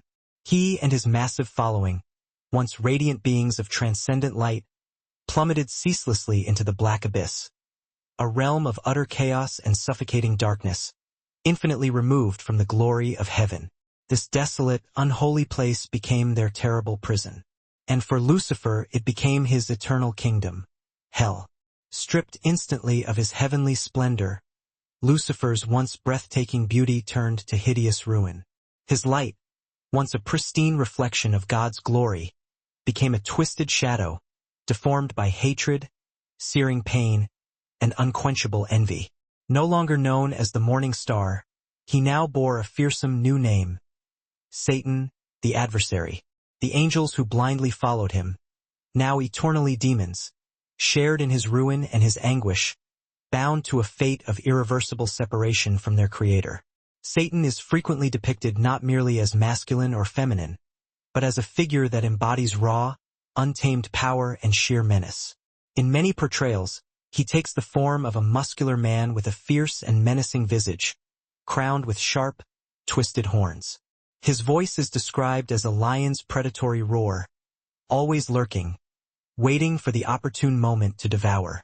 More significant than his physical presence, however, Satan's true power lies in his profound cunning and sophisticated deceit. He is the master manipulator, earning the chilling nickname the Deceiver, for his unmatched ability to twist sacred words and manipulate vulnerable minds. This innate ability to persuade and scheme became his greatest, most enduring weapon. With his sharp intellect and dark charisma, Satan not only successfully led many angels astray during his catastrophic rebellion, but he also continues relentlessly to entice and mislead humanity. His whispers are subtle, often cloaked in cold logic or seductive allure, convincing people to stray from righteousness and enthusiastically embrace darkness. In his exile, Lucifer's anger festered, quickly transforming into a burning, absolute desire for revenge against the Creator. If he could no longer stand in heaven's light, he would corrupt God's cherished creation instead. His first dramatic act of defiance on earth came swiftly in the Garden of Eden. Taking the insidious form of a serpent, he whispered calculated lies to Adam and Eve, tempting them to eat the forbidden fruit, the fruit of independent knowledge. With that single, pivotal act, humanity fell from grace, and the contamination of sin entered the world, marking the beginning of a new, terrestrial battle. One fought not across the stars, but within the private, conflicted hearts of men. The fall of Lucifer also left lasting scars in heaven. Though the pure light and harmony were restored, the terrifying memory of rebellion lingered, a solemn reminder of the inherent power of free will and the grave consequences of pride. The angels who remained faithful openly mourned the loss of their brothers and sisters, even as they rejoiced in the Creator's justice and pervasive mercy. On earth, Satan's influence became a constant, unrelenting challenge for humanity. His mission was brutally clear: to lead God's finest creations astray, to sow doubt, pride, and despair wherever possible. Yet even in the face of his relentless schemes, God's grace remained a guiding light, perpetually offering redemption to all who sought it sincerely. The fall of Lucifer was not the conclusion of the story, but the violent beginning of an eternal, cosmic struggle. His defiance became the insidious root of all evil, a force that continues to shape the mortal world. But even as darkness spread, the promise of light remained steadfast, a reminder that no matter how great the fall, hope and redemption are always, ultimately, within reach. Lucifer's ongoing influence and the symbolism of 666. Even after his definitive fall, Lucifer's malevolent shadow loomed large over the landscape of humanity, constantly spreading whispers of temptation and sophisticated deceit to steer people away from the protective presence of God. As Satan, his singular, consuming goal became the wholesale corruption of God's entire creation, relentlessly fueling a cycle of sin and rebellion. Over the centuries, his influence has morphed and solidified into powerful symbols, myths, and dark rituals that endure to this very day. Among these symbols, the number 666 stands out as a chilling, infamous reminder of his pervasive, dark presence. It is often seen as the opposite of divine perfection, which is traditionally represented by the number 7, the sacred seal of God and completion. Numbers associated with God are universally considered perfect because there are 7 days in a week, 7 tongues of sacred flame, and 7 perfect souls. The association with 666 stems directly from biblical texts, particularly the final book of Revelation, which identifies it explicitly as the number of the beast. For many, it signifies a dark, irresistible force that leads humanity astray, compelling them toward irredeemable, fatal mistakes. Legends surrounding 666 only amplify its potent mystique and terror. One ancient, fantastical tale claims that the sum of 3 sixes, 18, represents the collective number of 18 virgin angels. According to the story, if these angels are gathered and offered in a sacrificial ritual, Satan could theoretically rise again from the depths of hell and reestablish his claim. Though wildly fantastical, such tales underscore humanity's deep, morbid fascination with and intense fear of this particular symbol. Strangely, the presence of 666 extends far beyond mere myth into the fabric of nature and the linearity of history. For instance, carbon, the fundamental building block of all life on Earth, is inherently composed of 6 protons, 6 neutrons, and 6 electrons, the material foundation of life itself bearing the mark of imperfection. In history, significant global events have unerringly coincided with cycles based on the number. Consider the eerie, fateful alignment of disasters occurring on a 666-day cycle. World War I began on August 1, 1914, and 5 cycles later in September 1923, the Great Kanto earthquake catastrophically devastated Tokyo. 11 cycles later in December 1941, Japan attacked Pearl Harbor. And 17 cycles from the war's beginning brings us tragically to August 6, 1945, when Hiroshima faced the catastrophic impact of the atomic bomb. Even in modern times, the pervasive fear of 666 manifests in peculiar, culturally specific ways. In 2013, a high school athlete in Kentucky famously refused to compete while wearing the bib number 666. Early computer processors also deliberately avoided using 666 MHz as a standard speed specification, opting instead for 667 MHz to neatly sidestep the controversy and superstition. From license plates to birth dates, people often go to considerable lengths to actively avoid any associations with this number, acknowledging its enduring power as the cosmic mark of the adversary, reflecting its enduring hold on human imagination. But 666 is not merely a symbol of fear. It has also inspired dark devotion. Since the Middle Ages, rituals aimed at venerating Satan have included acts of self-harm and bizarre sexual practices. During the 12th century, black masses emerged as ceremonies to honor the demon king, providing a counterpoint to the strict religious rules of the era. Because at the time, some Catholic churches taught that believers were not allowed to be intimate with one another, even if they were married. In the case of marriage, you were only permitted to conceive during certain months of the year with your spouse. If a couple had a child outside the prescribed months, they would not be allowed to be intimate for many years as a form of punishment. These rather strict rules made many people feel constrained. So quite a few turned to worshiping Satan in order to have a more comfortable life free from such restrictions. The trend continued into modern times. In 1966, Anton Sandor Lavey established the Church of Satan, complete with its own hierarchy, slogan, and satanic Bible. Members performed rituals that were shocking in their grotesqueness, offering sacrifices, both animal and human, to the Black Pope. Lavey's movement attracted tens of thousands of followers in America, many of whom were young, impressionable, and often marginalized. Some adherents even believed that offering their souls to Satan would grant them power in this life and dominance in the next. Many people who worship Satan argue that their Lord is not truly that evil or cruel. They reason that according to the Christian Bible, God killed millions of people. For instance, during the Great Flood, when the entire human race was wiped out except for Noah's family, or the complete annihilation of Sodom and Gomorrah because God deemed its people too sinful. When leading the Israelites out of Egypt, God did not hesitate to inflict a multitude of disasters upon that land, including the killing of all the Egyptians' firstborn sons. Meanwhile, Satan has not killed many people. He merely tempts them to act upon the evil already inherent in their nature. Tragically, such beliefs have led to horrifying acts. Over a decade ago, a group of students in France desecrated a grave, stabbing a corpse's heart with a cross and documenting the act in photographs. When arrested, they proudly declared themselves Satanists. In Germany in 2011, a young couple killed their friend during a satanic ritual, tattooed demonic symbols on his body, and drank his blood. They believed their sacrifice would please their master and secure favor in his eyes. These stories illustrate the dark path paved by satanic worship, where reverence for evil eclipses all moral boundaries.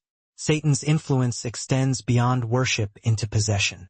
In the Bible, demonic possession is depicted as a direct manifestation of his power, causing mental and physical torment. Dr. Richard Gallagher, a psychiatrist and professor at New York Medical College, spent 25 years investigating cases of alleged possession. Initially skeptical, Gallagher encountered phenomena that defied explanation. One of his most notable cases involved a woman who claimed to be a high priestess of Satan. She displayed knowledge of events and languages she could not possibly have known, leading Gallagher to conclude that her condition could not be explained by conventional psychiatry. Gallagher's observations of possession include startling behaviors, victims speaking in languages they've never learned, exhibiting superhuman strength, or revealing hidden truths about others. While many cases he studied were attributed to mental illness, there were some that science could not rationalize. Gallagher's work highlights the enduring mystery of possession and the need to understand the spiritual forces at play. Despite its fearsome reputation, the numbers 666 and Satan's enduring influence serve as reminders of humanity's vulnerability to temptation and the ongoing battle between good and evil. The symbol of 666 is not just a mark of darkness, but also a call to vigilance, urging humanity to resist the shadows and seek the light. The role of Lucifer in Revelation. Lucifer, the once radiant morning star, assumes a significant role in the apocalyptic vision of the Book of Revelation. Depicted as the great dragon and ancient serpent, he becomes the central antagonist in humanity's final spiritual battle. Revelation portrays Lucifer not just as a symbol of evil, but as a force whose ultimate defeat signifies the triumph of God's divine plan. Revelation begins with Lucifer identified as the ancient serpent called the devil or Satan who leads the whole world astray. He is described as the deceiver and accuser of humanity, wielding influence through lies and manipulation. His role as the great dragon underscores his centrality in the cosmic struggle, orchestrating events through his agents, the beast and the false prophet. The text highlights Satan's temporary power during a period of tribulation.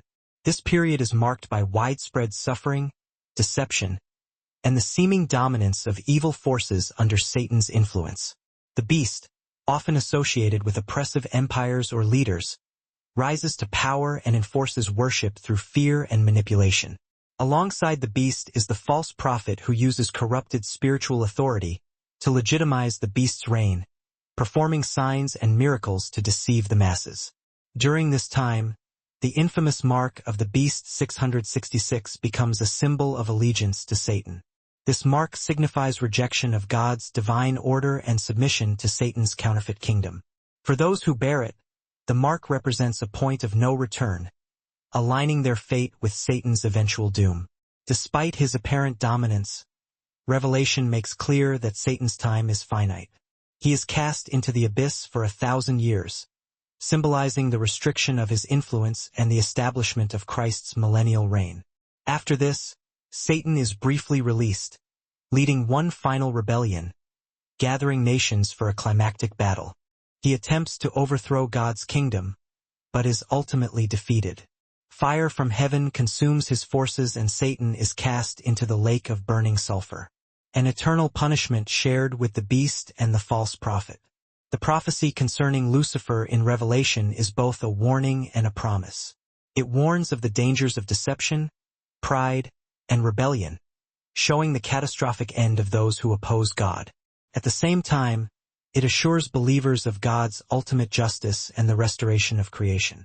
Lucifer's fall and eternal punishment serve as a final testament to the supremacy of divine love and righteousness. For readers and believers, the narrative of Satan in Revelation calls for vigilance and faith.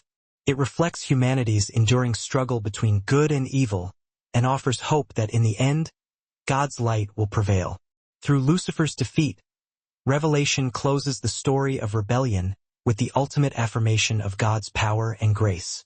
As the tale of Lucifer unfolds across the heavens and earth, his final defeat in the book of Revelation provides a resolution that resonates with hope and divine justice.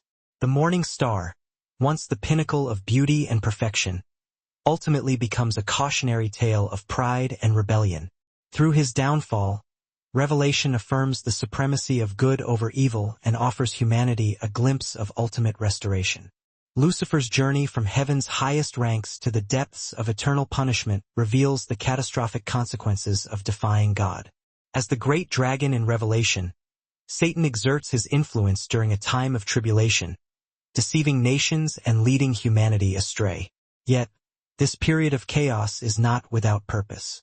It serves as a test of faith, a refinement for believers, and a stage for God's ultimate victory. In Revelation's climactic moments, Satan's power is unmasked as fleeting. After the beast and the false prophet are cast into the lake of fire, Satan's final rebellion ends in failure. The image of fire from heaven consuming his forces symbolizes divine intervention and the inexorable triumph of truth. Satan is bound and cast into the lake of burning sulfur, a place of eternal separation from God. This final act underscores the futility of opposing the Creator and the permanence of divine justice. But Lucifer's defeat is more than a tale of judgment. It is a story of hope. The end of his rebellion clears the way for the fulfillment of God's promises. Revelation speaks of a new heaven and a new earth where God will dwell among his people, and every tear will be wiped away. The scars of Lucifer's rebellion serve as eternal reminders of God's mercy and power, reinforcing the lesson that light will always prevail over darkness for humanity. Lucifer's story offers both a warning and an invitation. His fall illustrates the dangers of pride, ambition, and disobedience, while his defeat affirms the power of faith and humility. The prophecy challenges believers to remain vigilant, to trust in God's plan, and to resist the deceptions of evil. It also assures them that no matter how great the trials, God's grace is sufficient, and his justice is unwavering. As the final chapters of Revelation close, the morning star's tragic arc reaches its end, but the legacy of his fall endures. It is a narrative of contrast, the destructiveness of rebellion against the Creator versus the redemptive power of divine love. Lucifer's role, though filled with conflict and despair, ultimately serves to magnify God's glory and to illuminate the path toward eternal peace. The story of Lucifer is not just about the fall of an angel, but about the enduring promise that good will triumph. His defeat is a testament to the resilience of faith and the boundless reach of God's light.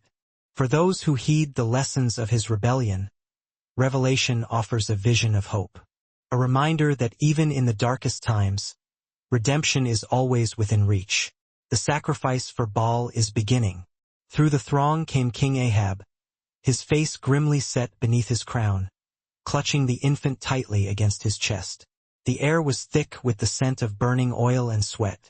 The crowd swayed in collective rhythm, a mindless pulse that matched the drumming, their devotion a force as palpable as the furnace fire itself. Queen Jezebel watched from the gilded shadows of her chariot, utterly still and silent, a cold obsidian figure behind her sheer veil. She observed the fervor of her subjects and the agony of her husband. Ahab held the child close for one excruciating final breath, momentarily paralyzed by the immense weight of the atrocity he was about to commit in the name of political expediency and dark ritual. Then Ahab moved, lifting the child and committing it to the gaping, blazing, brass hand of Baal. The furnace within the idol surged, a roaring beast demanding tribute. The crowd erupted around them in a deafening, ecstatic scream. Drums thundered, vibrating in the bones of every worshipper. Horns split the sky with a barbaric wail. The cacophony was skillfully engineered to drown out the infant's final, agonizing cries. I stood among them, the chants echoing fiercely off the tiered stone altar and the surrounding cliff faces. But my heart was utterly separate from theirs. As the tiny form vanished into the blinding heart of the flame, I could not look away. My eyes burned, not just from the smoke, but from the searing realization of the depravity before me. And still, the tears came, streaming down my face, mingling with the dust. Please, Lord on high, please welcome the poor child's innocent soul. The fire still roared, but the sorrow found its limit. My eyes opened. The anguish remained, but it had found purpose. It hardened into an unshakable, righteous fury. I stepped forward, forcefully breaking away from the crowd's momentum. My feet carried me closer, stopping just short of the royal retinue. "You rebel!" I shouted, my voice cutting through a brief lull in the drumming. "You have forfeited your soul and sacrificed innocent lives to false idols." Ahab's eyes met mine, burning with the rage of a man exposed. The fury in them was far more terrifying than the fire of Baal. I had struck a nerve. Ahab's brow clenched into a knot of murderous intent, and before I could draw another breath, he roared an order. 2 heavy soldiers lunged forward instantly, their spears gleaming lethally in the reflected orange light. The crowd parted just enough to let death pass through. My heart leapt into my throat, a physical shock. I turned and ran, scrambling down the uneven mountainside. I ran, my thick cloak whipping wildly in the hot wind, loose rocks sliding and scattering beneath my worn sandals. The obscene, blazing light of Baal still lit the sky behind me, mocking my flight. And with each frantic step down the winding path, the noise of the drums and the screams of the devoted faded into a distant, muffled echo. I left the mountain of death behind me. Since that day, every day, God has sustained me. The ravens came, a pair of sleek, black shadows, bringing the food to me in the deepest part of the ravine. They placed the warm meat on the smooth stone and left without a sound. A silent, miraculous ritual. The food stayed warm, impossibly steaming, smelling faintly of an otherworldly salt. I stepped forward, reached down, and took it. The smell hit me first. Smoke, salt, and the essential, sustaining scent of life. I bit into the meat gratefully. I sat back against the rough cave wall where the light of day didn't fully reach and looked out at the world, a world now crumbling under the judgment I had foretold. I didn't know what challenges would come next, but I was still here, hidden, and he had not forgotten me. I was trying to rest, allowing my mind and body a rare reprieve. The night was quiet, defined only by the sound of the wind sighing over the dry riverbed and the faint trickle of the last remaining stream.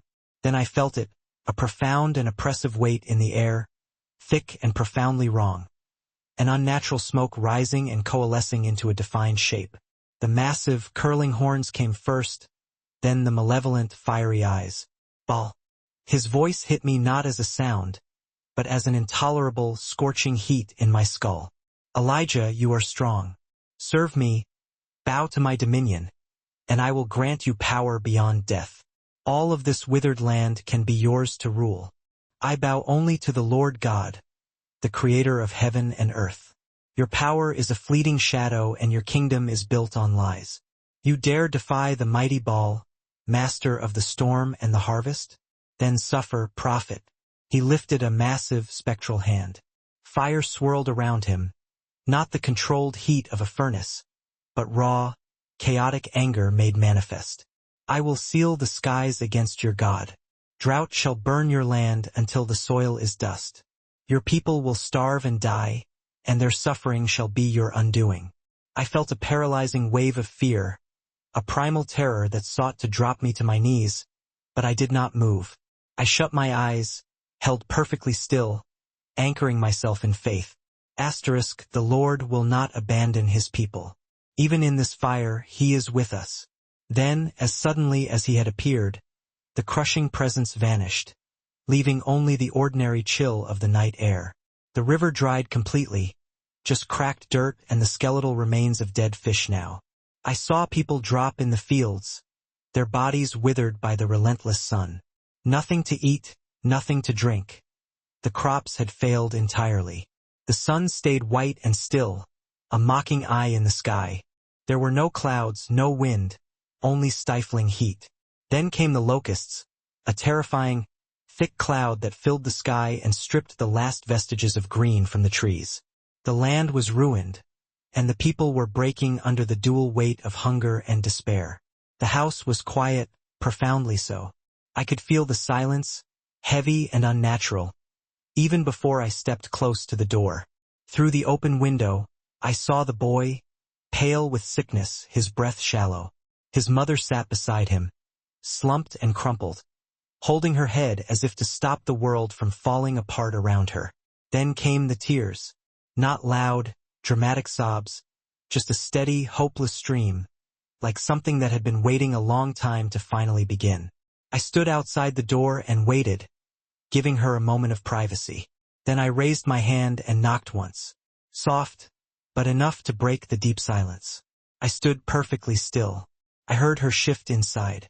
A sudden catch of breath, hesitant steps, the weary sound of her hand touching the wood of the door. She was afraid, confused, but she was listening. "May I rest here for a while?" She looked at me, a stranger, a ragged traveler, with an expression that suggested she hadn't expected to see anything but death standing there. I didn't say a word, just waited, allowing my presence to settle in her mind. After a long second, she opened the door wide enough and stepped aside, admitting me to her meager home. I walked in. The room was small, dimly lit, damp, and heavy with the scent of fear and impending doom. I sat down, looked around the empty room, then looked directly at her. "Give me some bread to eat." She froze, staring at me as if I'd asked for the last remaining sacred relic of her life. "I have only enough flour for one last small piece for myself and my son. Then we will die. Make it for me first, as the Lord commands." She didn't answer right away. She turned and walked off towards the back corner, her posture radiating an angry resignation, I think. But still, she was doing what I had commanded. I watched her lift the small jar of flour and the flask of oil. She let out a profound, weary sigh, and that was enough, the surrender of her will. She took the last bit of flour, just a pinch, scraping the bottom of the jar. I saw the way her hand trembled with the gravity of the act. She worked in silence, mechanically pressing the dough without looking up. I sat still, eyes closed, listening only to the soft scrape of her hands on the rough table. Then came the smell of fire, weak, but enough to catch my attention. She placed the tiny bread on the hot stones. When it was done, she brought it to me. I took it and ate. It was simple. It was good. "Make me another. There is nothing left. I told you. Just do it. Make me a bread." She didn't answer. She turned away and walked back to the fire pit, her face tight with anger and despair. She stopped suddenly at the jars, her breath hitching. I saw it instantly in the shock on her face. Her eyes went wide. Her mouth opened slightly. The jars were full, completely replenished. Dozens of them, full to the brim, lined up along the floor, the shelves even crowding the walls. Impossible abundance. She rushed out again, collapsing to her knees, her hand over her chest, gasping for air. "I didn't know you're a prophet of God. Please forgive me for my disrespect and my doubt." "You did no disrespect, widow's daughter. Pray to the Lord. I will do what I must now." Then I walked toward the boys' room. Behind me, she stayed kneeling, hands clasped, whispering a prayer of gratitude with her eyes shut tight. The boy was still, too still. I stepped closer, knelt down beside him. His skin was cold to the touch. I put my hand on his forehead, felt the absence of life, and prayed fervently, stretching myself over his body. Then he stirred. His eyes opened, slow but unmistakably alive. I heard the mother's frantic footsteps before I saw her. She ran into the room, abandoning her prayer. She dropped beside him and pulled him to her chest. She was weeping into his shoulder, holding him with a desperate, life-affirming strength, like she never would release him again. I looked away, giving them their sacred moment of reunion. A small, weary smile crept onto my face. "From this day on, your house shall never run out of flour and oil until the rain returns." She bowed low, hands pressed to the ground, a profound gesture of submission and thankfulness. When she finally lifted her head, her eyes were full, not with tears this time, but something far stronger and more enduring. Faith. Then I stepped away. The small room was quiet now, transformed. Nothing left to say. The altar on Mount Carmel was quiet now. Nothing but the accumulated bones and ash of 1,000 pointless sacrifices. They had killed so many in their desperation, trying to appease a silent God. And still no rain. I saw them before they saw me. Ahab and Jezebel, slumped in the shadow of their massive, mute god. Their faces were haggard, defeated. We sacrificed hundreds, thousands of lives, and yet the skies remain silent. He demands more. Baal must be testing us, king. The wind picked up suddenly, a cold gust that stirred the ashes of the pyre. That was my moment. I stepped forward. No grand entrance. Just walked. One measured, deliberate step after another. I saw Ahab lift his head. His eyes narrowed, recognizing the defiant figure from the valley. He knew I was back, and he knew why. I walked through the dust until I was directly before them, forcing them to look up. I kept my gaze steady and my voice firm. No fear. Why do you still kneel before this desolate statue of ash? You burn bones and blood, yet the sky gives you no answer. Tear it down.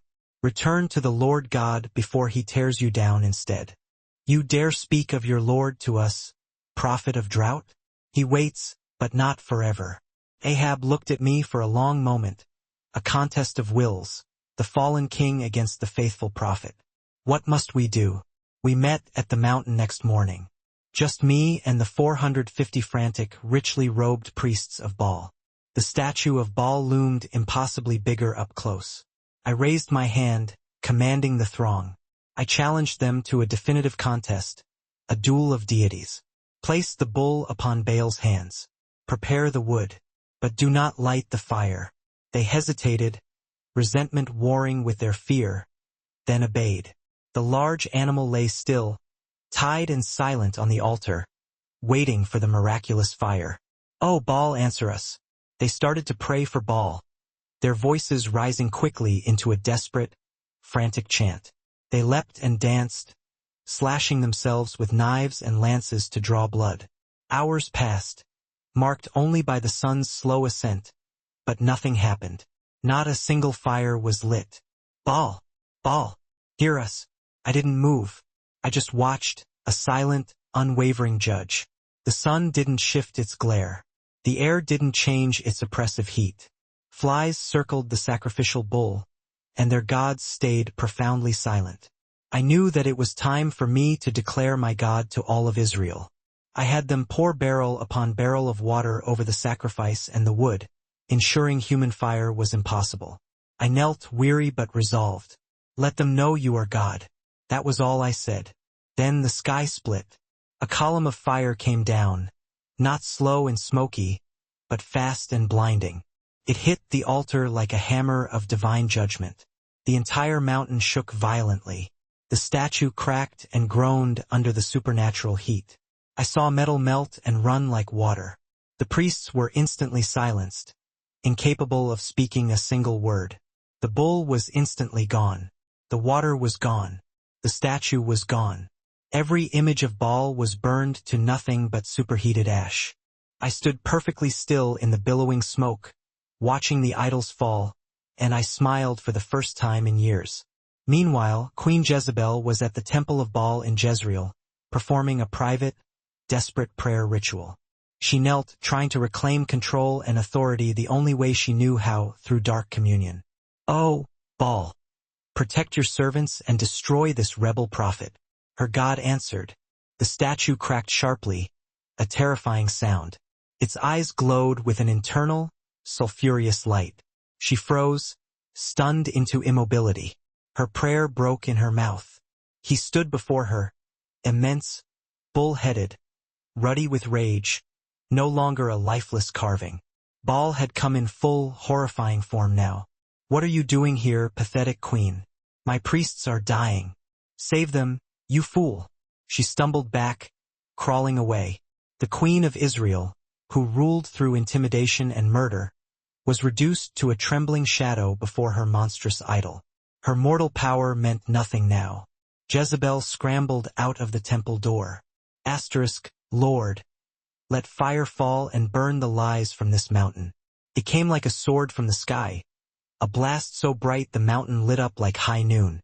I watched their faces, the priests screaming, running wildly, their faith utterly shattered. Some caught fire before they even took a step. The rest scattered like terrified, burning dogs, their expensive robes ablaze. One fell, writhing and burning. Their cries mixed horribly with the roar of the consuming flame. The terror in their eyes said everything that needed to be said. I had no need to move. The fire was not meant for me. It was for the lies, and now they were burning away, consumed utterly. They came riding hard, Jezebel and Ahab, cutting through the smoke and fleeing the mountain. Her face was. The rest of the source text is cut off here. The chronicle of Gideon unfolds against one of Israel's most desolate backdrops. Year after year, without fail, the Midianites, nomadic raiders from the arid eastern lands, descended upon the fertile valleys. Their attacks were not mere skirmishes. They were total inundations. They arrived precisely at harvest time, a plague of devastation swarming across the fields like locusts, consuming every stalk of wheat and every head of cattle. They left behind not just famine, but abject poverty. The Israelites, stripped of their livelihood, retreated into fear, forced to abandon their homes and hide themselves in the deepest caves and rocky strongholds of the mountains. Their national spirit was utterly broken. All purpose narrowed down to the stark goal of simple survival. It was in the crushing grip of this terror that we find Gideon. He was secretly threshing wheat inside a sheltered wine press, a desperate effort to keep the grain hidden from the ever-present Midianite patrols. A place meant for stomping grapes, now repurposed as a place of clandestine labor and fear. He carried the burdens of humility and shame. His heritage was meager. He belonged to the weakest clan within the tribe of Manasseh, and within his own household, he considered himself the most inconsequential. By any human standard of measure, Gideon was the very definition of an improbable leader. Yet, into this subterranean setting of dust and anxiety, the angel of the Lord manifested. The divine greeting was astonishing, almost mocking. "The Lord is with you, mighty warrior." Gideon, utterly bewildered, looked at his sweaty hands and the meager handful of grain. Doubt instantly clouded his face. He challenged the messenger, demanding an explanation for the decades of overwhelming suffering. Where were the miracles their fathers spoke of? The answer cut through his despair. God was sending him, Gideon, to be the instrument of Israel's deliverance. Gideon immediately recoiled, citing his own insignificance. He pushed back against the impossible task. But the Lord's presence was the only factor that mattered. The commission was secured by an ultimate promise, the cornerstone of the entire campaign. "Surely I will be with you." That declaration alone constituted the foundation for everything that lay ahead. Still wrestling with paralyzing uncertainty, Gideon sought proof, requiring tangible, undeniable signs. First, he prepared an offering. Fire flared forth from the rock, instantaneously consuming the meat and bread set before the divine messenger. But Gideon's fear demanded triple confirmation. Over 2 subsequent nights, he presented the famous fleece tests. He asked for the unnatural, dew soaking the wool while the surrounding ground remained perfectly dry. Then, the next night, he reversed the test. The ground must be wet with moisture while the fleece itself remained completely arid. God patiently accommodated these desperate requests for validation. When the rallying call went out, 32,000 men, a relatively large, if nervous, force answered. But the Lord immediately intervened, stating the army was far too large. To ensure that Israel could never boast of delivering themselves, the numbers had to be drastically cut. Gideon was first instructed to send home anyone who was fearful or trembling. 22,000 men promptly departed, leaving only 10,000 behind. Then came a crucial test at the water's edge. Only the 300 men who lapped the water quickly from their hands, remaining alert to danger, were chosen. The final force stood at a meager 300 soldiers. This small, elite remnant guaranteed one crucial outcome. The resulting victory could only be recognized as the unquestionable, exclusive work of the Lord Almighty. Meanwhile, the enemy forces were astronomical. The Midianite army, along with their Amalekite and Eastern allies, sprawled across the valley floor. Scripture described their multitude as being as numerous as locusts, with camels beyond counting. A sight designed to crush the will of any opponent. Gideon's tiny band of 300 carried unconventional weaponry. Shofars, trumpets made of ram's horn, empty clay jars, and torches concealed inside those jars. Under the cover of profound darkness, they infiltrated the surrounding hills, placing their small force strategically around the vast enemy encampment. On Gideon's prearranged signal, a horrific cacophony erupted. The trumpets blared deafeningly, shattering the stillness of the night. Simultaneously, the 300 jars were violently smashed, instantly revealing the hidden, blinding torch flames. And then came the unified, terrifying shout. A sword for the Lord and for Gideon! The shock of the noise and the sudden, flickering lights, multiplying the perceived size of the invading force, sent pure, unadulterated panic sweeping through the Midianite camp. In the resulting confusion, terror blinded them, and they immediately turned their weapons upon each other. The enemy fled, and the Israelites pursued them relentlessly until the Midianite threat was absolutely destroyed. The victory was complete, an undeniable triumph orchestrated by a fighting force so numerically insignificant that no human commander could possibly attribute the success to military genius or strategic planning. Following this stunning demonstration of divine power, Israel enjoyed a period of profound peace and stability. The grateful populace, witnessing Gideon's success, eagerly offered to make him their hereditary ruler. He humbly declined the title of king, affirming the profound theological truth that the Lord alone would rule over them. However, this spiritual high point was immediately followed by a decision that brought future trouble and tragedy. Gideon asked the people to donate the gold taken from the spoils of war, which he then used to create an ephod, a sacred vestment traditionally associated with the high priestly service. This object, displayed prominently in his home city, quickly ceased being a mere memorial. It became an unauthorized focus of worship for the people. Over time, this artifact tragically drew Israel back into the very idolatry from which Gideon had delivered them. The scripture records the devastating consequence. The ephod became a spiritual snare to Gideon and his entire family. This dark ending casts a long shadow over Gideon's earlier, marvelous triumphs. The man who once relied completely on God's precise guidance allowed an object he created to become a tool leading others away from their covenant relationship with God. The ephod may have been initially intended as a spiritual memorial, yet it tragically became an object that replaced God in the hearts of the people he had saved. Gideon's life offers us an essential portrait of a leader constantly formed in the severe tension between overwhelming fear and nascent faith. His call shows definitively that God's choice of an instrument is never dependent on human strength, social standing, or powerful position. His impossible victory with 300 men demonstrates clearly that divine power can achieve what all human force and planning cannot. Nevertheless, his later actions serve as a sober warning. Spiritual success must be diligently followed by continued obedience, radical humility, and careful stewardship. The encouragement gleaned from Gideon's story is unequivocally clear. Those who feel supremely unprepared or inherently unworthy can take immense heart, for God specializes in transforming the inadequate into agents of his purpose. The caution is equally sharp. Even those who have witnessed God's overwhelming power in the most remarkable ways must vigilantly guard against the debilitating forces of pride, spiritual compromise, and the seductive distractions that often follow great, celebrated victories. Gideon began his journey hiding in fear from his enemies. Through the manifest presence and power of God, he was fundamentally transformed into the recognized deliverer of a nation. This same man who initially doubted God's involvement and challenged him with signs eventually witnessed one of the most decisive and miraculous victories recorded in Israel's history. Yet, the final chapter of his biography reminds us that a divine calling must be carried out with unwavering faithfulness from its beginning stages to its absolute conclusion. For Jephthah's dramatic story begins under the heavy burden of social rejection. He was the son of Gilead, but his mother was a prostitute, placing him permanently on the fringes of legitimate society.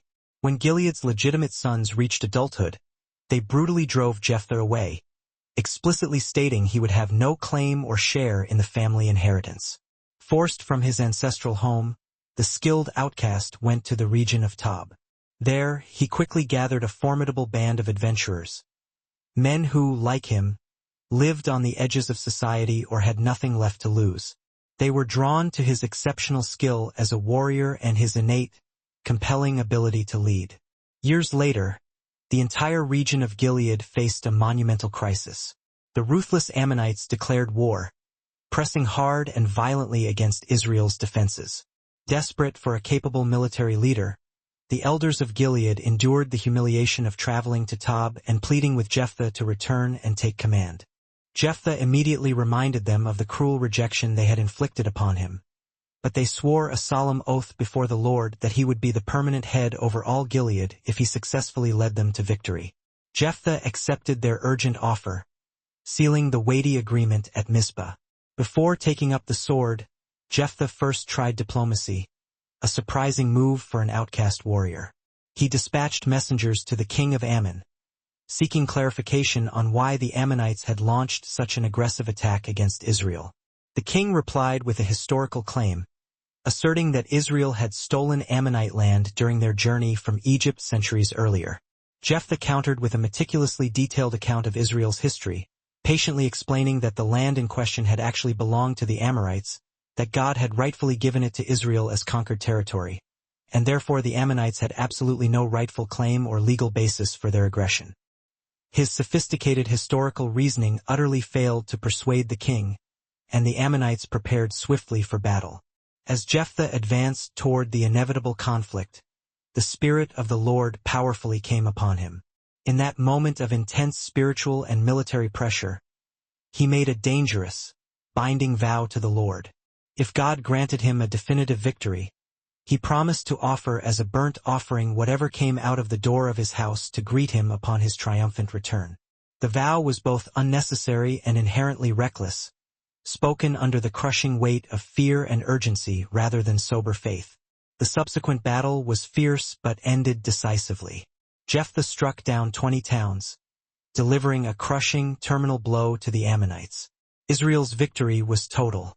But when Jephthah returned home to Mizpah, the first to emerge to greet him was his sole child, his only daughter, dancing joyously with tambourines in celebration of his safety and triumph. The sight pierced him to the core. He tore his clothes in anguish and cried out in overwhelming grief, tearfully explaining the terrible vow he had made. His daughter responded with remarkable, heartbreaking composure. She requested 2 months to wander the hills with her friends to mourn, not her death, but the fact that she would never marry and have children, thereby ending his line. When she returned, Jephthah, bound by his solemn, ill-conceived promise, fulfilled the vow. Scripture speaks of the event with solemn brevity, but the unbearable weight of the tragedy lingers across history. Israel's military triumph was irrevocably overshadowed by the loss of an innocent life. Jephthah continued to lead Israel for 6 years. His leadership was later severely tested by an internal dispute with the arrogant tribe of Ephraim. They aggressively accused him of insulting them by failing to specifically call them to join the fight against the Ammonites. The quarrel escalated violently into a bloody civil war. Jephthah's forces defeated Ephraim, and in the ensuing conflict, a staggering 42,000 men were killed. This massive, internal bloodshed deepened the already dark shadow over his legacy. The life of Jephthah carries a sharp, undeniable warning. Words spoken in haste can inflict lasting, irreversible consequences. A vow made to God is binding, and making such a promise without profound wisdom can destroy what is most precious and irreplaceable. His rise from despised outcast to respected leader vividly shows how a marginalized person can be lifted from rejection to a place of vital influence. His victory over the Ammonites demonstrates great courage and unwavering determination. Yet, the very same life also shows how unrestrained or impulsive speech can instantly turn the sweetest triumph into the deepest personal grief. From exile to commander, from national victory to devastating personal loss, Jephthah's journey is one of the most striking and tragic in the Book of Judges. His achievements in battle were undeniably real, and his defense of Israel was strong and effective. Yet, his legacy remains inextricably intertwined with the rash vow that cost the life of his daughter. The events of his life speak clearly across the centuries, warning future generations against impulsive promises, and urging a faith that relies on God's unfailing power without attempting to bargain for his favor. 5. Samson. Samson's tumultuous story begins before his birth. Israel at that time was suffering under the heavy, relentless hand of the Philistines, a powerful coastal people possessing advanced weapons and overwhelming military dominance. For 40 years, they had relentlessly oppressed God's people. In this dark and seemingly hopeless season, an angel of the Lord appeared to a barren woman from the tribe of Dan. The angel declared that she would conceive and bear a son who would begin the process of delivering Israel from the tyranny of the Philistines. This child was to be a Nazirite from birth, consecrated and set completely apart to God, forbidden to drink wine, touch anything unclean, or cut the hair on his head. Samson entered the world with a sacred, divine calling laid over his life.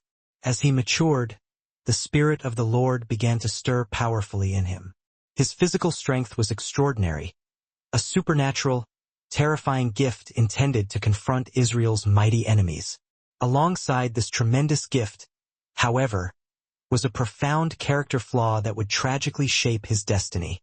He consistently allowed his immediate carnal desires to completely guide his major decisions, particularly in his relationships with women. As a young man, Samson saw a Philistine woman in Timnah and stubbornly demanded to marry her. His concerned parents urged him repeatedly to choose a wife from among his own people. Yet, he vehemently insisted on the forbidden match. On the way to arrange the marriage, a young lion ferociously attacked him.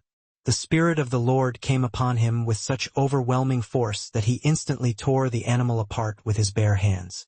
Later, upon returning to the carcass, he found a swarm of bees and honey inside and ate some, carelessly breaking his Nazirite vow by touching something dead and unclean. This early, telling incident revealed a deep willingness to casually disregard the boundaries of his divine consecration. The wedding at Timnah ended in utter disaster. Samson posed a riddle to the Philistine guests, but his treacherous bride betrayed him by revealing the answer. In a fit of explosive anger, he killed 30 Philistines to settle the wager and immediately abandoned his wife. This event began a dangerous, escalating cycle of personal vengeance and mounting conflict with the Philistines. On one memorable occasion, he caught 300 foxes, tied torches to their tails, and set them loose throughout the Philistine grain fields, vineyards, and olive groves, utterly devastating their entire harvest. The Philistines retaliated violently, and Samson responded with unmatched fury.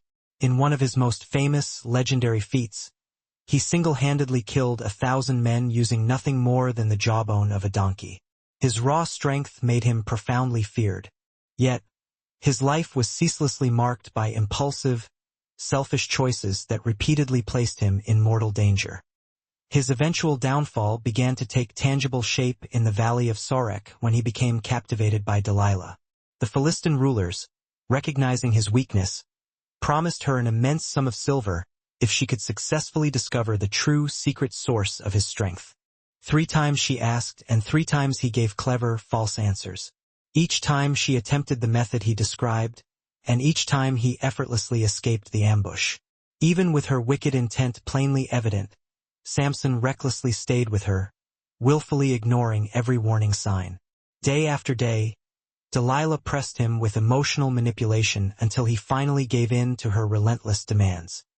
He revealed that his strength was inextricably tied to his uncut hair, the sacred sign of his Nazirite dedication from birth. While he slept exhausted on her lap, she called for someone to shave his hair entirely. The Philistines attacked, and he was powerless to resist. They seized him, brutally gouged out his eyes, and transported him in chains to Gaza. Bound with heavy bronze shackles, the mighty warrior was forced to grind grain in the prison mill like a slave. Blind, humiliated, and broken, Samson was a mere shadow of the deliverer he had once been. In the darkness of his agonizing captivity, his hair began quietly to grow again, a subtle, profound sign of potential renewal in his fractured relationship with God. The Philistine rulers held a great festival in the temple of their god, Dagon, to celebrate their victory over Israel's champion. They mockingly called for Samson to be brought out to entertain them, A young servant led him to the massive pillars that structurally supported the temple. Samson asked the boy to place his hands on them so he could steady himself. In that agonizing moment, Samson prayed a desperate prayer to the Lord, a plea for desperation and final repentance. He asked for strength one last time to avenge his eyes against the hated Philistines. God heard him. With all his remaining might, Samson pushed against the pillars. The immense building groaned and collapsed into ruins, instantly killing the rulers and thousands of people gathered inside. Samson died in the rubble, and in that final, catastrophic act, he struck down more Philistines than he had during his entire lifetime. Samson's life is a vivid portrait of extreme, painful contrasts. He was sacredly set apart from birth, blessed with supernatural, physical strength, and empowered by the Spirit of God to confront Israel's enemies. Yet, he allowed uncontrolled desire, spiritual complacency, and self-confidence to lead him into repeated, destructive compromise. His capture and blinding were the natural, inevitable result of unchecked pride and persistent temptation. Losing his physical sight became the ultimate reflection of a far deeper, long-standing spiritual blindness. For years, he had walked carelessly into grave danger without recognizing the profound spiritual consequences, trusting only in his own ability to escape. In the end, the physical strength he had relied on was utterly gone, and he faced the crushing weight of his choices. Even so, his final moments revealed the boundless reach of God's grace. In his heartfelt prayer within the Philistine temple, he turned back to the Lord. His death was simultaneously an act of vengeance and the full completion of the mission announced before his birth. He had begun the delivery of Israel from the Philistines, and in his last breath, he dealt them a catastrophic, devastating blow. Samson's story is a severe warning about the corrosive, destructive power of pride and unchecked temptation. But it also holds immense hope for all who have profoundly fallen. Even after deep, monumental failure, a person can still call out to God and still be used to accomplish his sovereign purpose. His life urges those endowed with great spiritual gifts to guard their hearts with diligence, to remain faithfully within the clear boundaries God has set, and always to remember that all true strength originates solely from the Lord. The legacy of Samson is both a vital caution and a powerful testimony. His victories demonstrate the expansive reach of God's power working through flawed human hands. His failures show the heavy, irreparable cost of surrendering to personal desire and arrogance. His last prayer stands forever as a reminder that God faithfully listens to the cry of the broken and can transform even the final chapter of a life into a moment of ultimate triumph for his glory. The Book of Judges, taken as a whole, functions as a devastating historical mirror, reflecting both the catastrophic weaknesses of human nature and the enduring, profound faithfulness of God. Across its challenging pages, we see a nation trapped in a relentless, tragic cycle.